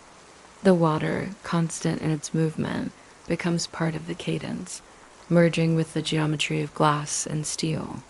At night, the library transforms into a grid of light. Thousands of windows glow, each one illuminated or darkened in predictable sequence as offices close, reading rooms empty, and systems reduce their activity. The towers become luminous frames, their repetition made visible against the darkness. The esplanade glows with evenly spaced lamps, their reflections stretching across the wooden deck. The Tolbiac district softens into quiet, yet its geometry remains visible, its rhythm persistent. The Bibliothèque Nationale de France embodies the continuity of Parisian rhythm in modern form. Its towers, its stairways, its reading rooms, and its esplanade all follow predictable geometry. The district that surrounds it reinforces this cadence, ensuring that even in expansion, the city sustains its constancy. To walk through this area is not to encounter abrupt modernity, but to perceive continuity translated into glass and steel. The library demonstrates that knowledge itself is part of rhythm. Books read and returned, pages turned, words repeated, generations succeeding one another in cycles of study. The journey through Paris, from its medieval island to its contemporary periphery, reveals the same truth. Whether in Gothic stone or in glass towers, the city soothes by repetition. It remains constant through centuries, adapting but never breaking its rhythm. The Bibliothèque Nationale and the Tolbiac district confirm this, that Paris is not defined by change but by continuity, not by noise but by constancy. On the western edge of Paris, beyond the dense boulevards and avenues, lies a vast green expanse that has long served as a place of repose for the city. The Bois de Boulogne, covering more than 800 hectares, functions as a counterpart to the urban geometry of stone and iron. Yet even here, where trees and lakes dominate, rhythm persists. The forested park is organized through paths, avenues, and watercourses that repeat in patterns, transforming natural growth into ordered continuity. The Bois de Boulogne is not wild, but structured, a landscape where variety is contained within cadence. The origins of the park date to the mid-19th century, when Napoleon III commissioned its transformation into a public space modeled after English landscape gardens. The design combined naturalistic elements with geometric planning. Curving paths were laid out, lakes and streams were excavated, and groves of trees were planted in clusters.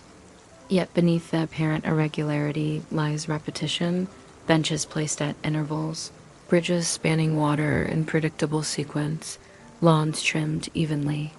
The park demonstrates how nature in Paris becomes absorbed into rhythm, its diversity structured by order. Walking through the Bois de Boulogne, one encounters long avenues lined with trees. Their trunks rise in parallel, their canopies forming arches overhead. The repetition of these rows creates the impression of natural colonnades, echoing the rhythm of classical architecture in vegetal form. Smaller paths curve away, yet they too repeat in steady patterns, their surfaces graveled, their edges bordered by shrubs or hedges. The variation of direction does not disrupt the cadence. It becomes part of the park's measured flow. The lakes form another layer of rhythm. The Lac Superior and Lac Inferior are connected by a cascade, their waters moving slowly from one to the other. Islands within the lakes are reached by bridges, each bridge repeating the same function, each arch or truss echoing the others. Boats glide across the surface, their oars dipping into the water in steady rhythm. Ripples spread in circles, absorbed into the calm of the lakes.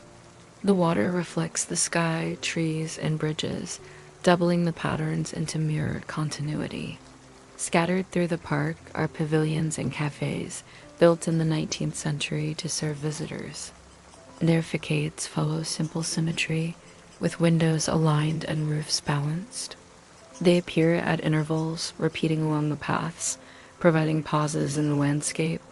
Even these places of refreshment become part of the cadence, their doors opening each morning, their terraces filling in cycles, their chairs and tables arranged in rows. The rituals of service and rest follow predictable rhythms, contributing to the park's continuity. The Bois de Boulogne also contains botanical gardens, the Jardin d'Acclimatation, and spaces for cultural events. These are organized with the same principle, enclosures arranged geometrically, paths intersecting at right angles, displays presented in sequence. Visitors move through them slowly, observing in order, pausing at intervals. The experience becomes less about novelty than about repetition, less about discovery than about confirmation of rhythm. Daily life in the park follows cycles as steady as those of the city. Joggers trace habitual circuits, repeating them day after day. Families walk along the same paths, children playing in areas designed with regular patterns of swings and benches. Cyclists follow routes that loop predictably, each turn anticipated, each ascent followed by descent. Horses from the nearby racecourse move in steady pace, their hooves marking rhythm upon the paths. Even birds and animals contribute, their calls repeating, their flights tracing circles, their movements blending into cadence. At night, the Bois de Boulogne becomes quieter, yet rhythm persists. Lamps illuminate main avenues at intervals, their light casting steady pools on the gravel. The lakes reflect the moon and stars, their ripples continuing in slow succession. The trees, silhouetted against the sky, form repeated vertical lines. The sounds of the city recede, replaced by the steady background of insects, wind, and water. The park does not lose its order. It absorbs silence into its rhythm. The Bois de Boulogne thus functions as a counterpart to the monuments of Paris, yet it is not different in principle. Where the Louvre repeats facades and courtyards, the park repeats trees and paths. Where the Champs-Élysées aligns lamps and facades, the park aligns bridges and benches. The medium changes, but the rhythm remains. Nature here is not abrupt but continuous, not chaotic but ordered. The park reveals that even in repose, Paris sustains its cadence. To walk through the Bois de Boulogne is to experience continuity on a different scale. The rhythm of trees, the flow of water, the cycles of daily life all confirm the constancy of the city. Paris, whether in stone or in leaf, in monument or in park, offers the same truth, that permanence arises from repetition, that calm emerges from rhythm. The Bois de Boulogne embodies this truth with clarity, extending the cadence of the city into a landscape of stillness. On the eastern edge of Paris, balancing the Bois de Boulogne to the west, lies another vast expanse of greenery, the Bois de Vincennes. Covering nearly 1,000 hectares, it is the largest public park in the city. Like its counterpart, it was designed in the 19th century under Napoleon III, intended to provide the growing capital with space for leisure and repose. Though appearing more natural in its variety, the Bois de Vincennes is structured by rhythm, its lakes, avenues, and enclosures arranged in order, transforming a former royal hunting ground into a landscape of continuity. The park is organized around 4 artificial lakes, the Lac de Gravel, the Lac des Minimes, the Lac de Saint-Mande, and the Lac d'Almesno. Each is connected by streams or canals, their watercourses flowing in steady patterns. Islands within the lakes are reached by bridges, their spans repeating in arches or trusses, their placement symmetrical.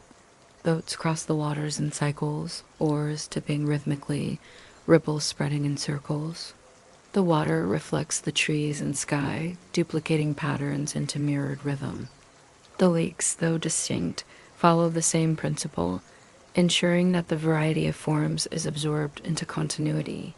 Paths extend throughout the park in long lines or curving avenues. Many are bordered by rows of trees, their trunks equidistant, their canopies forming archways of green. Others curve around lakes or meadows, yet they too repeat in measured intervals. Benches are placed at predictable points, lamps aligned along principal avenues, fountains punctuating spaces with steady jets. The impression is not of wilderness, but of rhythm imposed upon nature. The Bois de Vincennes also contains formal gardens, each organized according to geometry. The park floral, created in the 1960s, displays flower beds arranged in grids, pathways intersecting at right angles, pavilions placed symmetrically. Seasonal exhibitions follow cycles, renewing each year yet always within the same framework. Visitors move slowly through the displays, pausing at benches and kiosks that repeat in sequence. The garden embodies the principle that even the most ephemeral beauty can be contained in order. The park is also home to cultural and recreational facilities, including a zoo and a racecourse. The zoo, modernized in recent years, arranges its enclosures along paths that follow predictable routes. Visitors move through zones that repeat the rhythm of circulation: enclosure, path, observation, transition. The racecourse, by contrast, reveals rhythm through movement. Horses circle the track in laps, hooves striking the ground in steady cadence, races beginning and ending according to ritual. Spectators watch from stands arranged in rows, their presence repeating across events. Both institutions transform activity into pattern, variety into rhythm. The Bois de Vincennes also serves daily life. Joggers trace loops along lakes, cyclists follow circuits, families gather in meadows for picnics. The repetition of gestures, running, pedaling, walking, resting creates continuity across individuals and generations. Morning routines, afternoon strolls, evening quiet all unfold in cycles that persist regardless of change. The park, vast though it is, becomes a place of constancy, absorbing variety into cadence. At night, the Bois de Vincennes softens into stillness. Lamps illuminate main avenues in regular sequence, casting pools of light across gravel paths. The lakes reflect moonlight, their ripples extending in rhythmic circles. Trees stand as vertical silhouettes, their trunks aligned, their canopies merging into shadow. The sounds of the city fade, replaced by the steady chorus of insects and wind. The park does not end with night. It continues its rhythm, absorbing silence into continuity. The Bois de Vincennes, like the Bois de Boulogne, demonstrates that Paris extends its cadence into nature. Where monuments repeat facades and courtyards, the park repeats trees and paths. Where the Champs-Élysées aligns lamps and facades, the park aligns bridges and benches. The principle remains the same. Rhythm is constancy, repetition is permanence. The Bois de Vincennes, vast and varied, sustains this truth with clarity. To walk here is to encounter continuity on a scale that embraces both landscape and life. The lakes, the paths, the gardens, the cycles of use all confirm that Paris, whether in stone or in leaf, is defined not by abrupt change, but by measured rhythm. The Bois de Vincennes, together with the Bois de Boulogne, forms the natural frame of the city, extending its geometry into repose, ensuring that the cadence of Paris persists in both monument and meadow. Paris, viewed in its entirety, reveals itself not as a collection of contrasts, but as a continuum of rhythm. From the medieval heart of the Isle de la Cité to the modern towers of La Défense, from the monumental axes of the right bank to the intimate cafés of the left, the city sustains a cadence that persists across centuries. Each district, each monument, each garden confirms the same truth, that permanence is born of repetition, that calm emerges from continuity. The journey began with the Seine, the river dividing and uniting the city, its flow steady, its bridges repeating arches in predictable intervals. On the right bank, the Louvre and the Tuileries demonstrated order through courtyards and gardens. The Champs-Élysées extended the axis toward the Arc de Triomphe, and the Place Vendôme and Opera Garnier confirmed rhythm in stone and ornament. On the left bank, the Latin Quarter embodied the cycles of study, the Panthéon and Luxembourg Gardens united permanence and repose, and Saint-Germain-des-Prés revealed the constancy of daily rituals. The monuments reinforced this cadence. The Eiffel Tower transformed iron into repetition. Les Invalides absorbed history into symmetry, and the Palais Bourbon projected civic order through colonnades. The districts of Montmartre and Pigalle, though associated with devotion and entertainment, participated in cycles of ascent, ritual, and performance. Their energy contained within continuity. The Canal Saint-Martin revealed rhythm through water, its locks and bridges repeating gestures endlessly. Modern Paris sustained the same principles. La Défense extended the axis with towers of glass. The Centre Pompidou exposed its grids of pipes and beams. Les Halles absorbed commerce into geometry, and the Bibliothèque Nationale translated knowledge into monumental repetition. The city's expansion did not break its cadence, but prolonged it, adapting materials and forms while maintaining rhythm. Even in its parks, Paris confirmed continuity. The Bois de Boulogne and the Bois de Vincennes extended geometry into nature, aligning trees, paths, and lakes in ordered patterns. Daily life unfolded in cycles of walking, resting, playing, and returning, ensuring that the rhythm of the city persisted beyond stone and steel. Nature, no less than architecture, became part of the same cadence. Through centuries of change, Paris has absorbed revolution, empire, modernity, and globalization, yet its essence remains constant. It is not a city of sudden gestures, but of enduring repetition. Arches, domes, facades, windows, bridges, paths, lamps all participate in geometry. The life of the city, whether in study, leisure, or commerce, follows cycles that repeat across generations.